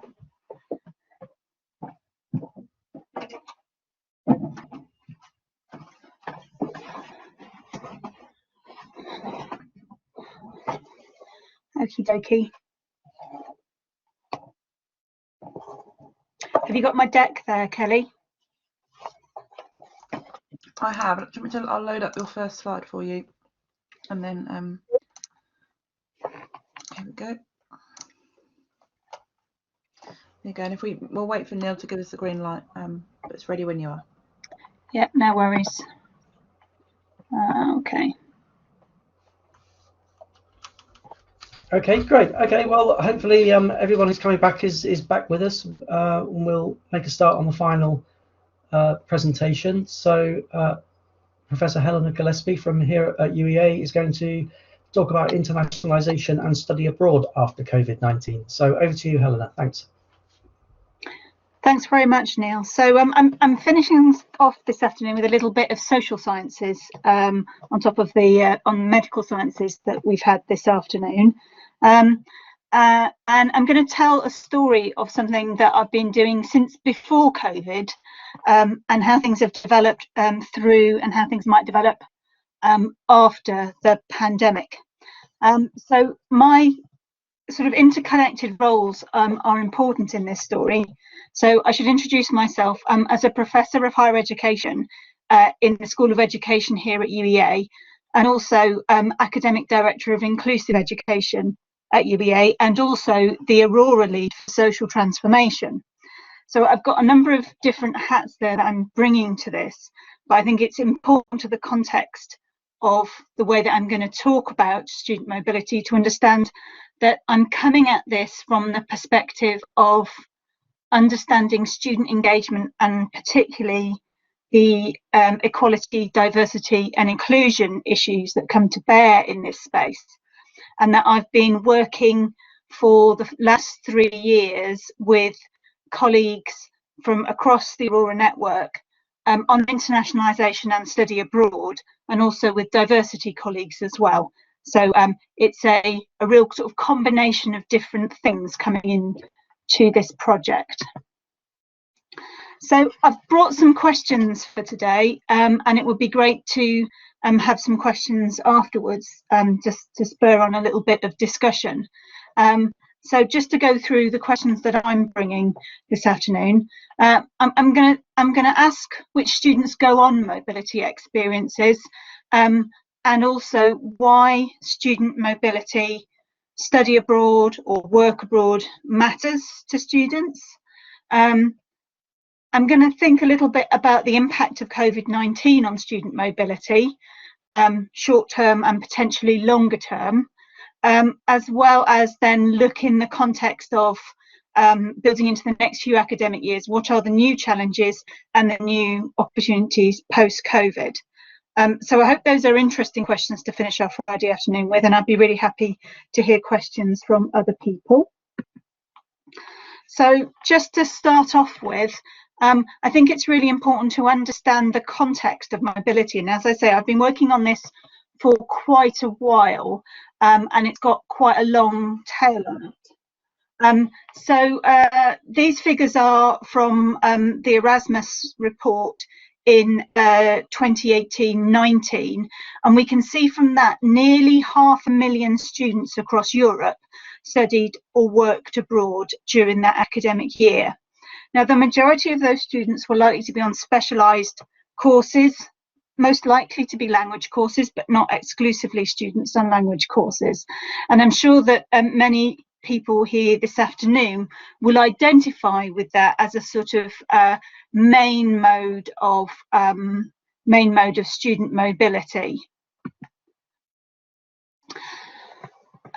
In the UK, we've been looking at the issue of student mobility for a while. So I'm bringing you the results of a UK study here that's been ongoing for a few years now, which has begun to understand different levels of participation in study abroad from different groups. And as I said, what I'm doing is I'm bringing my own equality, diversity and inclusion lens to bear on this, to try to understand mobility better. So what we can see from the data here is significant gaps between different demographic groups. I should say, by way of context, to do my job, I absolutely have to think about and talk about students in demographic groups, but there's also sort of underlying unease about that for a couple of reasons. Firstly, because we have to use words to refer to the different groups, and those words are often contentious, they're often controversial, so I always use them with that sort of caveat. Secondly, whenever we put students into groups, we're always aware that students may not self-identify into those groups. So there's always those concerns when you're drawing conclusions out of demographic data, but without understanding demographics, I just can't do my job. So that's my standard demographic disclaimer when I'm talking about these things in public spaces. What we can see here are some of the gaps. So we can see in the top line with gender, female students are more likely to go on mobility experiences than male students. There's a subject bias underlying there in that language students are more likely to be female in the UK, and that's probably accounting for some of that gap. What we can see is quite a big gap in the next line between students from different socioeconomic classifications. So on the left, set group 1 to 3, we can see that 9.5% of students of students from those groups would go on a mobility experience, but only 5.6 from the less socioeconomically advantaged groups. So the conclusion that we draw from that is that students whose parents come from professional backgrounds are more likely to go. And we could also infer from that students from richer backgrounds, more economically advantaged backgrounds, are more likely to go. So looking through the rest of them then, you can see that white students are more likely to go than different groups of students of colour. We can see that disabled students are less likely to go. That there's a really big gap between students who are starting higher education under the age of 21 and over the age of 21. And the biggest gap of all is between students who went to a state-funded school and students who went to a private school. And again, what we see playing out there in traditional pre-COVID student mobility is that students from more advantaged economic backgrounds are more likely to go. Probably nothing surprising in that data. And although this is UK-based data, I've tested some of these ideas and theories with my colleagues in the Aurora network, and there's nothing here which is out of step with the conclusions that they're beginning to draw about participation in mobility too. So there's some significant ideas there for the whole network. The other important piece of context, I think, pre-pandemic, is the reformation of the Erasmus Plus and the Erasmus Plus Generation Declaration.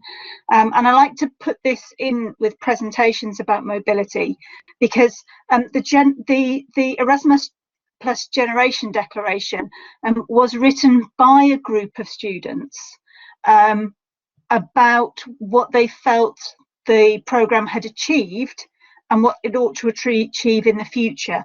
And that has very much, so this was published in 2017, and that's very much been a building block for the way that Erasmus Plus has been reformed. Now, unfortunately in the UK, we are now out of Erasmus, and we have a new scheme called the Turing scheme, which is has slightly different focus, but in terms of its aims and aspirations is very much in line with the diversity and inclusion aspiration that we see in the Erasmus Plus Generation Declaration. So all of that might be, you know, kind of interesting to those of us who think that, you know, social sciences and demographics is interesting. But why does this matter to students? And this is the kind of thing that makes me interested in this sort of issue. Why does mobility matter? Is it not just one of those things that's kind of nice to do? It's nice to travel, but ultimately, really, does it matter? So again, I'm going to go back to some UK data and talk a little bit about that. So this is the same study, and there's a reference slide at the end for those people who want to do a bit more work on this. But what you can see is that in the UK, graduates who had a mobility experience, 92% of them are likely to get a first or a 2-1, so the highest classification. Whereas graduates without mobility experiences, only 80% are likely to get that degree. That's quite a big gap, and obviously a very big sample. But you could realistically ask here, well, is this not just the previous educational advantage that we've seen in those undertaking mobility experiences playing out here? If we're saying that the most advantaged students from the richest homes who've had private educations, you know, previously are more likely to go on mobility experiences, then obviously they're going to graduate with better degrees because they've got all those advantages. So I think that's a valid question. But the project that I was looking at has begun to unpack actually the impact of mobility on different groups. So I'm looking at a slightly different set of statistics here. So again, a different way of understanding and categorizing impact. And this is about student unemployment. And I've chosen this set of data because I do think it begins to show a really interesting and important story for student mobility. So if we look at the different groups here, so we've got students from the lower socioeconomic categories. We've got first generation students, so these are students whose parents did not go to who didn't go to higher education, and that's a very significant socioeconomic grouping in mainland Europe based higher education. We've got disabled students, and again we've used BME here, which is quite contentious, but we're talking about students of colour. And what you can see is that in every single one of those groups, you are less likely to be unemployed. Students are less likely to be unemployed if they went on mobility experiences.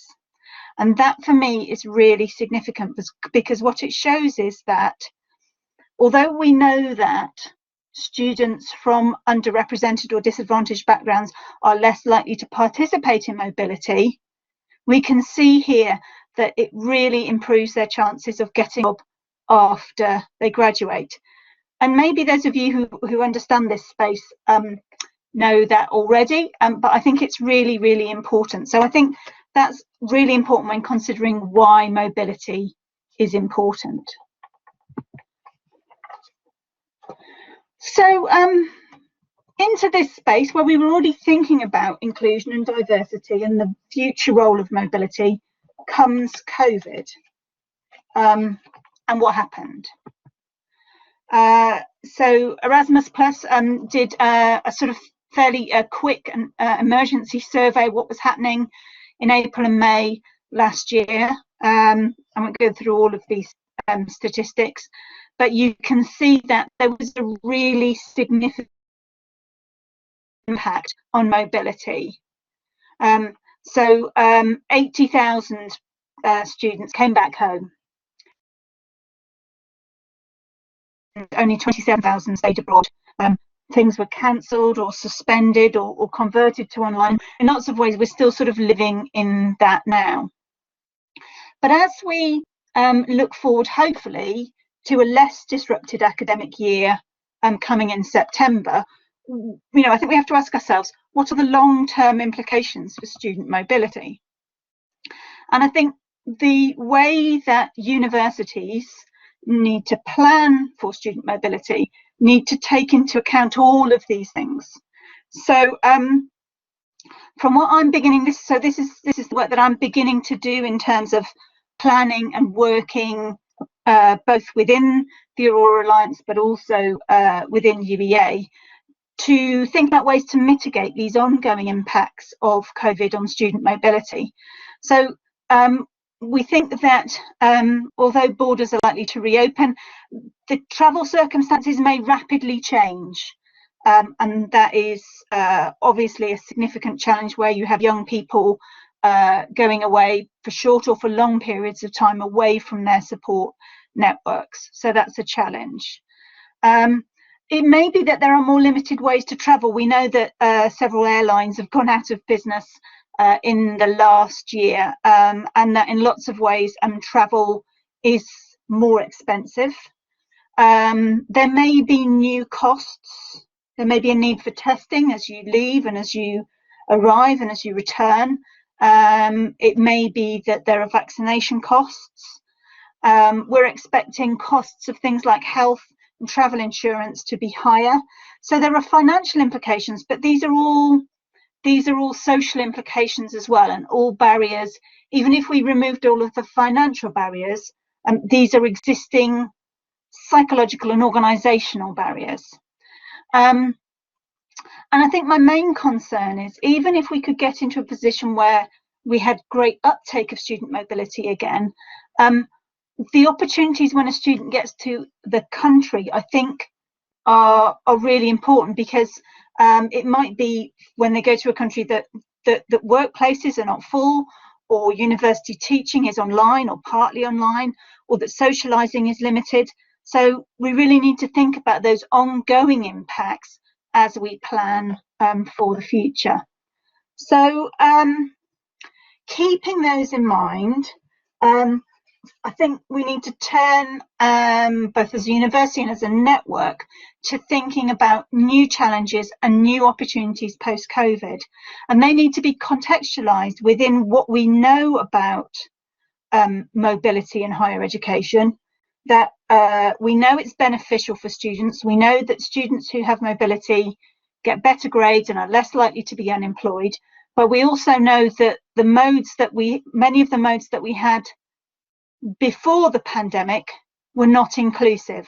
So we need to bring that knowledge to bear with the knowledge of the new situation and begin to plan out of the pandemic in order to make sure that we've got opportunities for students to experience an international flavour in their degree.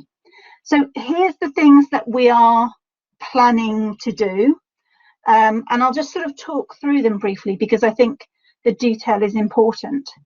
So the first thing that we're planning to do is to develop more opportunities for internationalisation that is embedded in the curriculum. So if we can travel less, or if there are more barriers to travel, how do we help students develop international outlooks and intercultural competencies from their own classrooms? What resources have we got around us in terms of learning resources, in terms of networks, in terms of the diversity in our own classrooms and so on, and how do we plan for that? And I think it's really a case of making sure that curricula have this sort of thing embedded. we'd like to see more use of technology to facilitate virtual mobility and exchanges between classrooms. And increasingly, lots of organisations and lots of universities are more and more considering this. It's quite an old mode, actually. The university, the State University of New York has been doing this for, I think, 20 years or more, under the guise of COIL, Collaborative Online International Learning. But actually, virtual mobility and exchanges between classrooms, I think we've demonstrated that online learning can work in some situations in higher education, and now we need to bring what we've learned there into this space of internationalisation. And interestingly, when I talk to people all over the world about this, I mean, there's an organisation in the US called Diversity Abroad who are really interested in doing this for all of the drivers that I've just talked about. So the other thing that we need to do is to make sure that there's a wider variety of mobility experiences. So having talked through some of the potential barriers, it's really clear that organisational barriers and financial barriers seem significant. But our own research at UEA suggests that while financial barriers are important, actually it's really important to help students develop a sense that mobility might be for them, and to help them overcome practical barriers as well as financial barriers. So if a student hasn't come from a background where they've travelled abroad much, they may not know, for instance, how to book a plane ticket, or you know, what they might need to pack to go away for 2 weeks. So there's lots of different mobility experiences that we need to develop with students, some that might be shorter and others that might be longer, but variety is going to be important here. Fourthly, one of the things that I think we need to develop is a better understanding of the students and what they might need to help them. So I'm thinking particularly here students from underrepresented or disadvantaged backgrounds. So one thing that we're trying to work on is how we would make sure across the Aurora Alliance that a student with a disability could be confident about the support they might receive in the universities across the Alliance and the network. Similarly, a student with a mental health condition might want to know how they can continue to access therapeutic services on a short mobility experience. So that's a way that in which we need to make sure that we have really good dialogue between partners. Now, we have that in lots of universities, and we need to focus that on inclusion issues.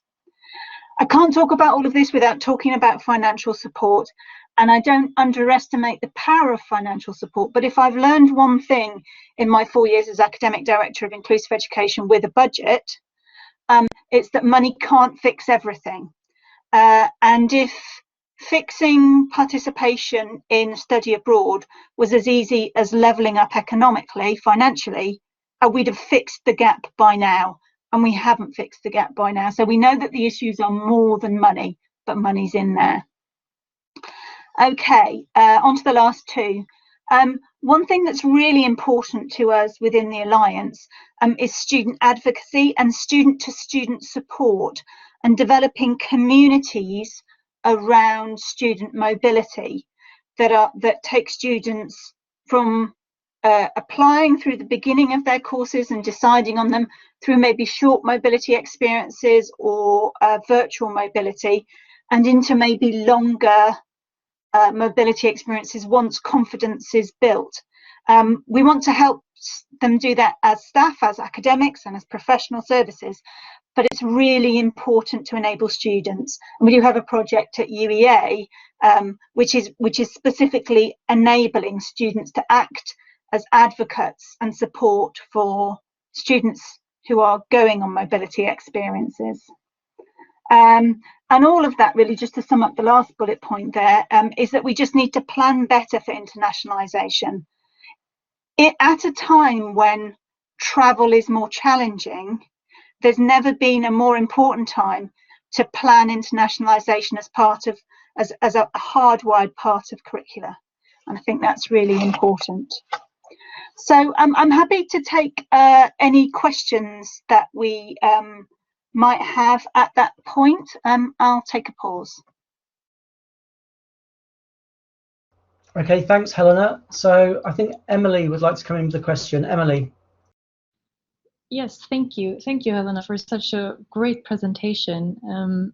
My question is, how can we like sort of overcome the big disparities between faculties and schools within one university when it comes to internationalization and the opportunities to go abroad?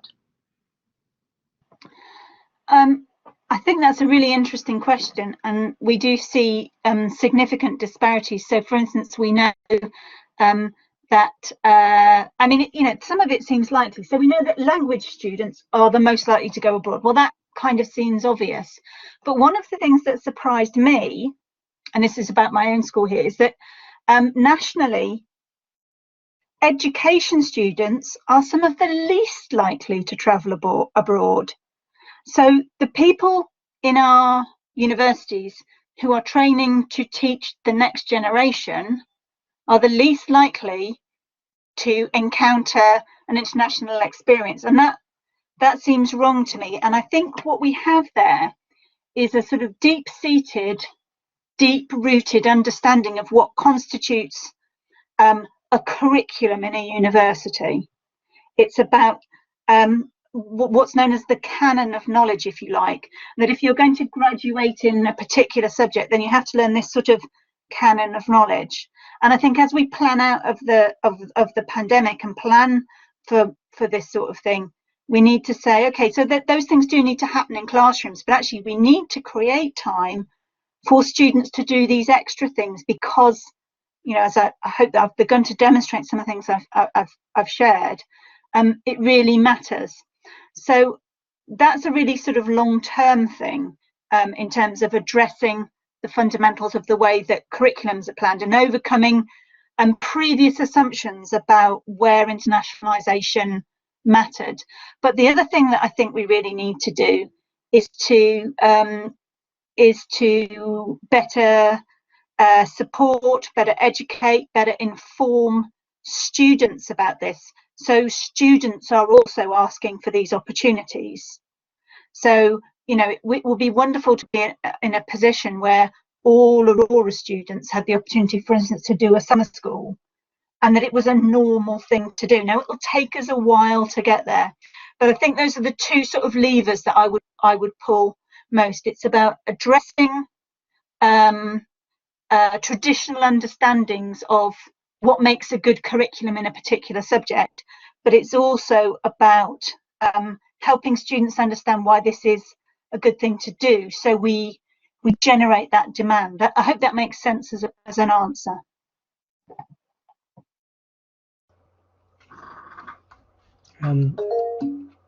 Kelly. Hi, Helena. Thank you so much. I have a couple of questions, but if I start for one, I think we might lead into the other one probably a bit later on. But my first one, I'm wondering about, you said about, I think it was slide number 8, where you said about mobility, and students are more likely to get a higher degree classification if they've had an international experience as part of their studies. Is there an element in there of students having to achieve a certain grade in their first or second or both years of study before they can take up a placement abroad or a year abroad? So is that perhaps feeding into that finding there, or has that been accounted for? So that's a really good question, and you're right on one of my favourite topics here, which is explained and unexplained gaps, of which the Office of Students are very fond. So in the data that I showed you there, that isn't controlled for an explained gap that we would see. But what I know is that in where we have different levels of student attainment necessary for students to be able to take up those opportunities, so as you indicate, students need to reach a particular threshold in their early study to be allowed to participate in student mobility. So maybe you're asking if it's self-selecting. Actually, what we see is even when that barrier is quite low, the students still come back and do appreciably better, quite often a whole grade boundary better. So while the statistical work hasn't been done on that, from a social science point of view, I do hear plenty of narrative evidence that suggests that because the students in studying abroad develop flexibility, resilience, a different perspective on their studies, new skills, self-confidence, that when they return to their studies as sort of part of their main degree, they bring all of that back to their sort of, the remainder of their studies. So, there's probably quite an interesting study to do in that space. Absolutely. I think you're right, and I think it would be interesting to see if the students who are taking up those placements, those year abroad opportunities, they're making a choice there. They're making an active choice to go abroad, to bring that international component to their studies, and whether that choice comes from a different kind of motivation for doing their studies at all in the first place. I think it'd be really interesting to try and unpick that, but I think it would be quite hard to do, especially now we have the COVID effect to factor into it as well.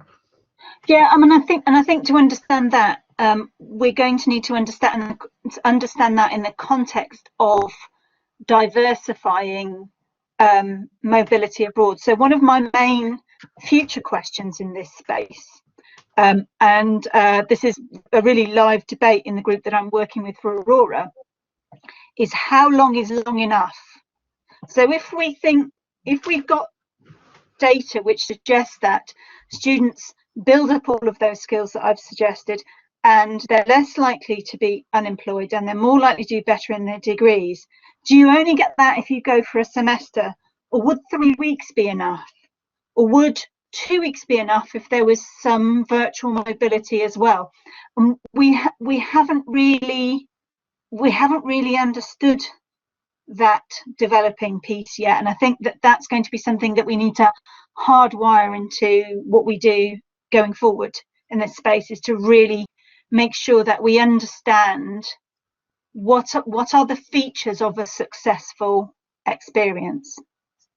And then from that, if it turns out that just a few weeks is enough to have those gains post-COVID, with perhaps additional quarantine and vaccinations, that's going to make it even more of a it's going to make it a steep mountain to climb if you're then saying you'll get great benefits if you go for a month, but you'll have to quarantine for 2 weeks on either side. I mean, yeah, that's really interesting. Thanks, Helen. Thanks. So I've got a question, but I'm just going to flag up to our students who are attending. Do feel free to put questions in the chat or put your hand up. My question, Helena, is so what we're doing this afternoon, I think, is a form of virtual mobility. It's quite informal, but we put together a program of material and presentations, and we have students from different European countries participating. One of the experiences of the COVID crisis is everyone becoming much more comfortable with engaging online with each other. It doesn't seem to me to be, a big step beyond what we're doing here to get this, to offer a forum and a platform where students could come together and be presenting their own ideas and material to each other, or doing project work, or working collaboratively together, whilst not leaving their home countries. So I see a potential for collaborative student work, or students working with academics in other countries, for example. And I just wondered whether that would be something that would help overcome some of those barriers to participation, which are about access to resources to be able to travel, or having the confidence to go and live in another country. Whether some of those could be addressed through more regular and formalized and structured engagement between students in different countries, but virtually. Yeah, I think you're absolutely right. And if we're going to sort of try to latch on to a positive here from the pandemic, it is that we've demonstrated through kind of live action research, if you like, that this can work. And one of the things that we're thinking about in terms of how this would best be embedded is to almost have like a cookie trail of activities through a degree experience that would build student confidence and competence. So I have a hunch that if in your first semester part of one of your core modules involved this kind of interaction with students from different countries, that those students would be more likely the following summer to undertake a short mobility experience. And so the work on the module in of itself would be beneficial, because everything that students do like this builds their confidence and their intercultural competences.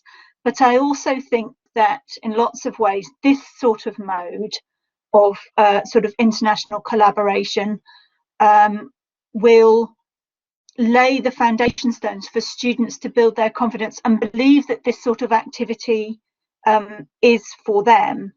But also, and I think this is important to consider from a strategic point of view, it helps academics understand how activities like this can be embedded in courses and meaningful in their courses, which I think helps with shorter experiences later on. So I would hope that we see a real huge takeoff in virtual mobility of all sorts as a result of the pandemic, not instead of actual mobility, but actually as an underpinning and as a complement to it. So there's a couple of questions in the chat that I'll pick up if that's okay. So I'm looking at David's question now. Will the students who had to return home still benefit? I'm sure that they will. I think probably the question about that would be, what was their experience before they had to come home, and how traumatic was it coming home? But I would hope that the students who had to come home, we saw that some students, although they had to come home, changed mode. So if, for instance, a student was in America and the university closed its campus and the student decided to come home, maybe if their classes were continuing online in America, the student could continue in the classes. So I think they probably still did benefit, but ultimately, it was definitely not a good thing for students. We see a lot of students maybe deciding to stay on and do more study after their degrees at the moment, and I think it would be great to see some more summer schools to sort of make up that gap, if you like, David. Okay. So Jamie's saying it would be useful for students with commitments that restrict them from travelling. Yeah, I mean, that's really, we're talking about virtual mobility here. That's one of the things that I think we need to consider. So I'd like to think that a student with a disability or a severe mental health condition, or a student with school-aged children, or any of the other barriers that we might see to study abroad, I'd like to think that virtual mobility could help in that space. The ideal would be that we removed all of those barriers for students, but actually what we need to do is to understand this, how long is long enough? What can we do that has an impact piece kind of better, I think. But I would agree with you, Jamie. I think if one of the outcomes of what's happened is that we have more diverse internationalization and intercultural work in degrees, then that's a good thing. even though we know that the semester abroad or the year abroad or whatever will continue, there'll be a lot of other options. Okay, I hope I've answered everybody's questions. Is there anything else?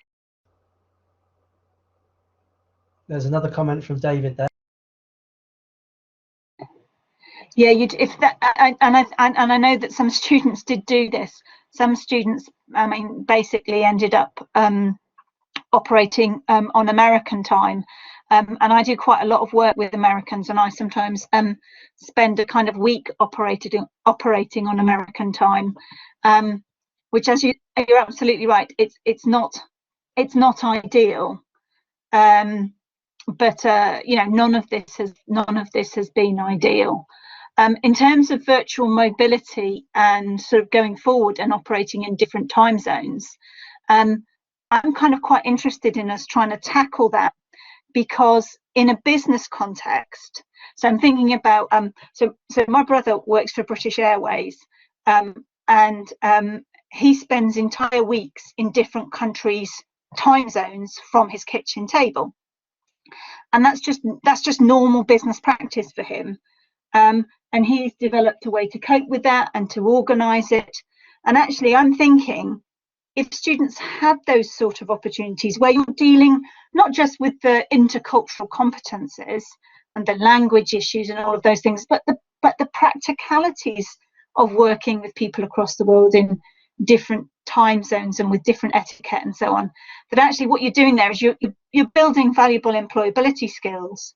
I've got this theory that one of the things that we need to make sure that we do at universities is to make sure that students have a really good answer to a very common but difficult interview question. And the question is, tell us when something didn't go according to plan.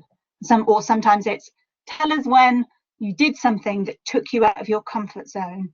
And I think these mobility experiences, virtual and physical, can give students great context to answer those questions. So I agree with you, David, it's not ideal, but in terms of building real skills, it's absolutely key. So yeah, okay. Any other questions or comments for Helena?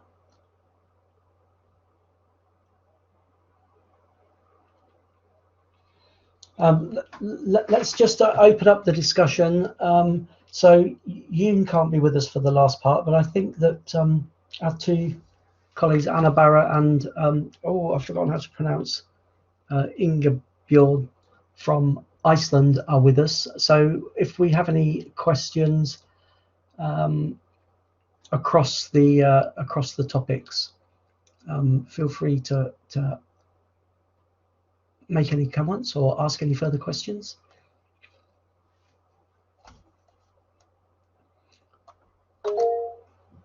Kelly? I have a question that the answer might require input from all of our speakers, and it follows on from what Helena was just talking about, and about some of the post-COVID challenges of internationalization, but it also links into kind of mental well-being as well for students, and thinking about if students are going to make a choice to embark on an international experience as part of their studies, or just generally if students are now sitting at home, in the UK they'd be 18 thinking about going on to university, it's almost, in many ways, that's almost the same kind of big leap as an international experience, moving away from home for the first time and going to university. And it's a big adventure. It's a big, for many of them will travel quite far from home. And I wonder, just thinking about how they're going to build their social support network post-COVID, because in the UK, at least in September, we're certainly going to have some restrictions still in place locally. And then thinking about going abroad, students who might be for next year having planned from the beginning of their studies to go abroad from September, they now are facing the unknowns of the challenges of going abroad. And what, in terms of building that network of support around them in that new place, be it in their home country or abroad. What do we, I think for Helena, what are we seeing in terms of applications? Are students withdrawing their from what a planned year abroad that they might have been planning for the last 2 years? Are they withdrawing from those yet? Do we know if it's because of concerns about a support network? Because when I think about the students I'm supporting now, many of the biggest issues we're seeing through COVID, and this is what we'll link in with Anna-Bara and Ingeborg, is about the support. It's the support. It's not necessarily whether they've had COVID, but often it's that their friends and family have, and they're not there to support them, or they're worried about them because their parents might be key workers. And I feel like I'm making this a much longer question than it needs to be, sorry. In essence, whether it's going abroad or moving from home to another place to study in the next academic year, what do we think the decisions, what's motivating the decisions that students are making about those big steps, those big journeys? Is it around their support network? Because that's what I'm hearing from my current students is the biggest stress for them at the moment, is being apart from a support network and struggling to build it around them in their new place. That's the question in essence. Yeah, and I think we need to bear in mind that the UK is quite distinctive on the residential, leaving home to go to university, and that in most other countries it's much more common to live at home whilst at university. Not for every student, but for a much greater proportion of students won't. Yeah, and even if they don't necessarily move, it's still perhaps leaving the familiarity of the support network, the friends they've had around them in their school. If you're not seeing them day to day, you're seeing different people on the virtual screen, perhaps. So I guess, yeah, it perhaps isn't necessarily about the physical movement, but also that virtual study environment will involve different people. So yeah, I think you're right. Interesting. It's interesting, Kelly, that you come to this conclusion that going to university and then deciding to go abroad might kind of be a similar sort of decision, but because actually we see that coming through in some of the work that we've done at UEA, that one of the reasons that students from first generation families drop out is because they've already busted and perhaps in some ways even rejected the expectations of their families by going to university and then deciding to go to university as part of that in another country is doing the whole thing again. And actually the whole psychological upheaval of that might be too much.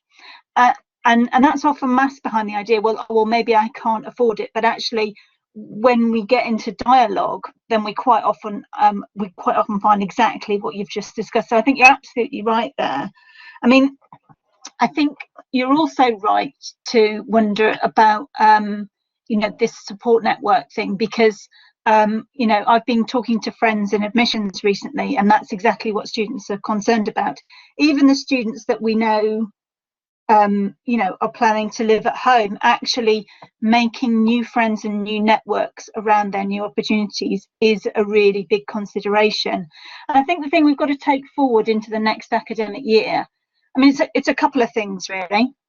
So the first thing I think is to be really explicit with students and say that we see it, we understand it, to acknowledge the way their insecurities and say it is okay to be worried about this. I just think that's so important, to acknowledge what's actually happened to students, because we've seen in the press sort of things about, oh well, students are all right, they just haven't done any work for 6 months type thing, and it's that's not been the experience of young people at all. It's been quite traumatic, so we need to acknowledge that, and I think that is really important in our communications. And then the second thing that I think we need to do is to make sure that we plan carefully, not to focus entirely on delivering a curriculum. And this is back to my views about whether academic catch-up is what students need now. Actually, what students need is confidence building. So if we can have an approach to working with students over the next 6 months that it's focused mostly on confidence building, then building back knowledge and skills can come after that. But everything we know in education suggests to us that worried students won't learn well. So I guess that's a very long-winded way of saying the most important thing I think that we need to do with students is to acknowledge their worries and address their worries. And when we've done that, then we can start building back the rest of things. I hope that makes sense. I'm conscious that there are mental health people who understand mental health better than I do in the room, so maybe they've got a different perspective on that. So I'll leave my answer there. Okay, I can see Emily's got a hand up. Emily, would you like to come in? Yes, thank you.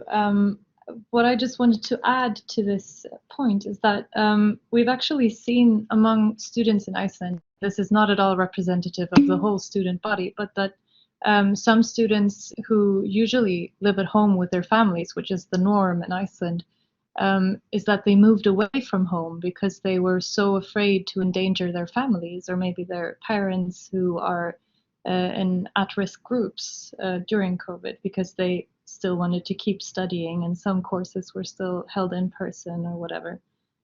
So this was a very interesting development from my point of view. And my second point was going to be that it's so hard to network with students, or to make them get to know each other, because all they do is study online and they hang online, and I try to do a lot of Zoom like fun activities for them, but it's just so frustrating also for the students that it's just another Zoom call that they have to attend, and it doesn't really make up for the real thing. So I'm also a bit frustrated to know, like, how do we make a little in-person thing, just so people know that somebody's out there who's going through the same thing.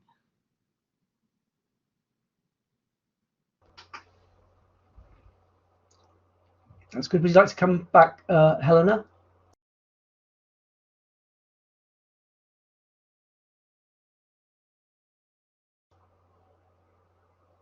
Helena's gone quiet. Sorry, yes, I am here. Sorry, I couldn't turn my mic back on for a minute there. Yeah, I think you're right. It'll be really interesting to see actually how we value differently in-person contact, and when we can get back to it. So I've just taught an entire 40-credit module to 70 students over an entire academic year without having seen them in person once. And I think the next academic year, it's going to make me look very differently at what we actually do in classrooms.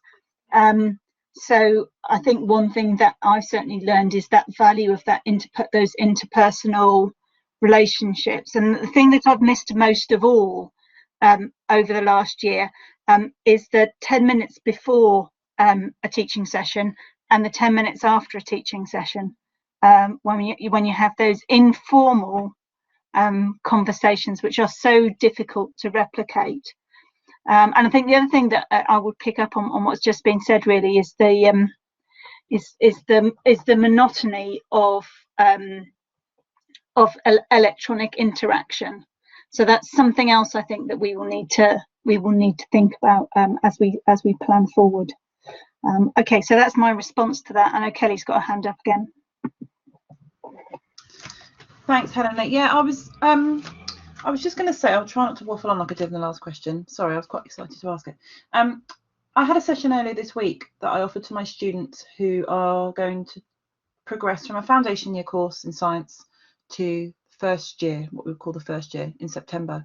And we ran this session. We haven't run it in previous years. This is a session that I think has been run because of COVID, because what was coming through in those informal discussions you just talked about, Helena, just before a workshop was about to start, and we have a whiteboard up and they can comment on it, was a lot of anxiety about not knowing what to expect in the next academic year. Will I've been in the lab enough? Will I have enough practical skills?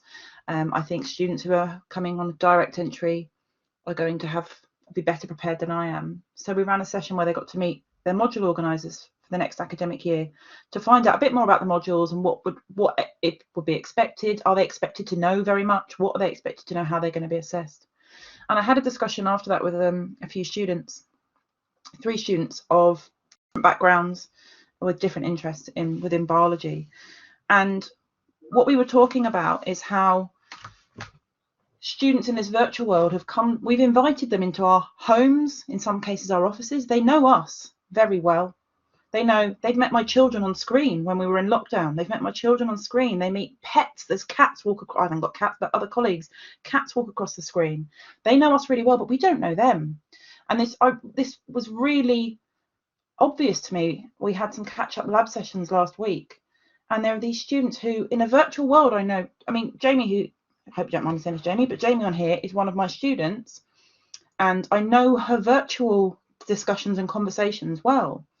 But put a mask on her in a laboratory, and I'm not sure which student she is. So something we did that really helped with this is we got students to write their names on their masks. And it meant that when you were helping them in a lab, if they're saying, I'm not sure how to use a microscope, rather than peering at them and trying to figure out who they are, you said, oh, yeah, sure. Simon, yeah, no problem, I can help. And it really helped me to make the interaction that we have in the virtual world with messages and chats and answering questions, in that virtual person, into more of a physical person that we were seeing in the lab. And I think it relates to what you're saying, Helen, about the 10-minute informal chat. I'm going to see a lot of these students again next year because I run one of their first year modules, and they're going to walk in and say, hi, Kelly, and I'll go, hi, not sure who you are. You're going to have, we're going to have to build a relationship in the real world that we've established already in a virtual world.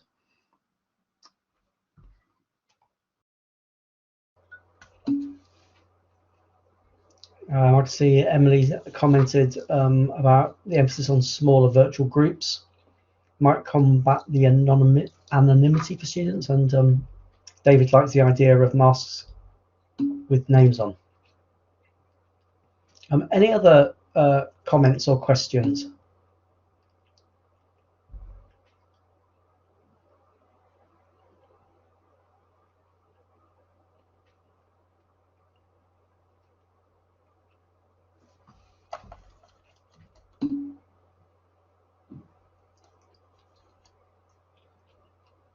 Sorry if I may just come in again. I'm the only one always putting up my hand. I think the student-to-student support is also really important to mention here, just like Helena mentioned before, that we make students available to other students, and especially those who have gone on exchange and are maybe thinking about going on exchange, and how to facilitate that in a virtual space. That's something that I'm still very curious about.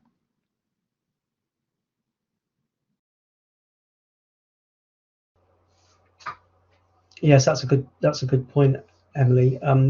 One thing I've been worried about as the sort of Deputy Vice Chancellor here at UEA was that with the British residential model, students often live in our university halls of residence in their first year, but then in the second year they would rent a flat together in the city, and I was worried how will the students know who to rent a flat, because they group up in 4 or 6 or 8 or whatever. How will they know who to share a flat with, because they won't have been able to mix and socialize with many students, because we've had social distancing, they've been studying remotely sometimes. So I think there's been a real challenge with COVID about the mechanisms by which students interact with each other. Or maybe I'm a bit remote as Deputy Vice Chancellor, and they're all getting on fine and working it all out amongst themselves, but it was something that I was worrying about.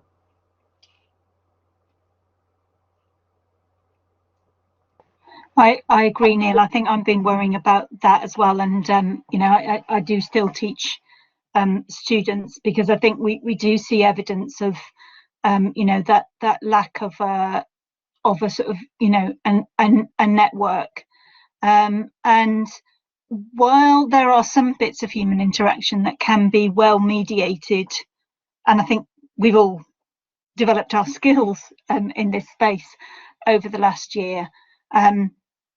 There are still some fundamentals, I think, that are missing. And also the thing that concerns me, obviously from an equality point of view, is that some students from particular groups have additional barriers to communicating effectively electronically.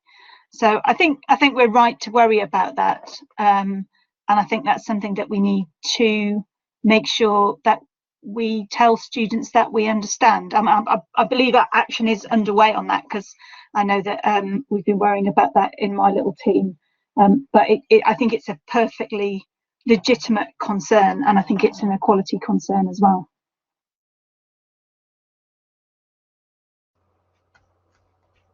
So I'm just pausing to see if there's any more questions or comments. And if we run out of questions or comments, we will close up a little bit early. That's no Neil, problem. I think we might have missed a comment from Jamie a bit earlier about, for her as a mature student, how it's actually been, studying online has been really positive. It's a 436. It's been positive in building her confidence. So perhaps we need to be aware that what we're perceiving as being a situation that's increasing student anxiety isn't necessarily doing that for all groups of students. Yes, I think that's right. Yeah, I did see Jamie's comment there. Yeah, that's absolutely right. It's something I've dwelt on a bit, actually. I think it's a really good point. It's the first time I've heard it from a mature student, but I've heard it from other students as well.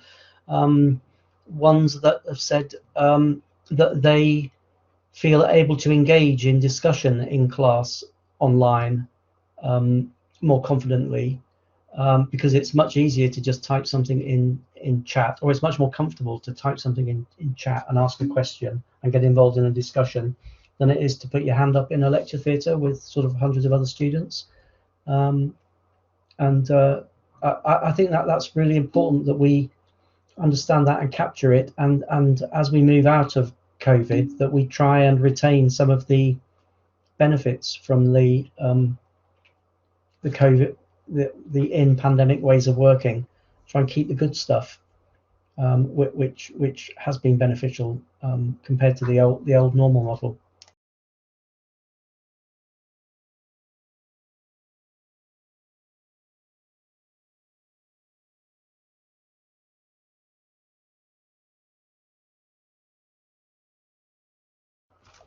Yeah, and Helena's saying commuter students then have to travel. I mean, I have about an hour a day extra time compared to when I go in and out of the office.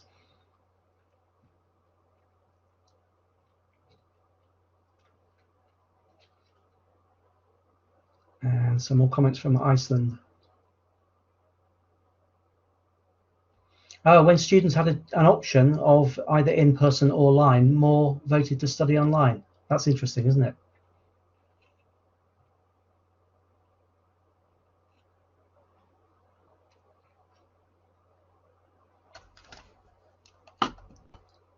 Okay, it's just gone 1:45.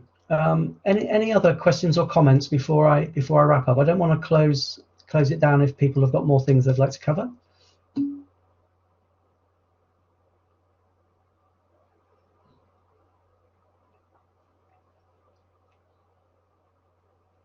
There's more from Jamie. Choose to study online with the labs and essential hands-on stuff in person. That's really interesting. Okay, do we? I can't remember whether we have a final slide, Kelly. We do, and if you give me just, I do. Helena had a couple of slides left. Did you want to put those up, Helena, or are they around? I'll tell you what I'll do. Just so right. It's on the recording, if you like. Just in case anybody wants to go and chase anybody watching on catch up wants to go and chase any of those reports. They're all there, not difficult to find. And I can always share a copy of the slides with anybody who would like me to. So I'm done now. Thanks, Kelly, if you want to take mine down. Thanks, Helena. I'll pop up just the final closing slide. Oh yes, that's just to say thanks to all of our speakers to Helena and Ingeborg and Anna Barra and Yoon.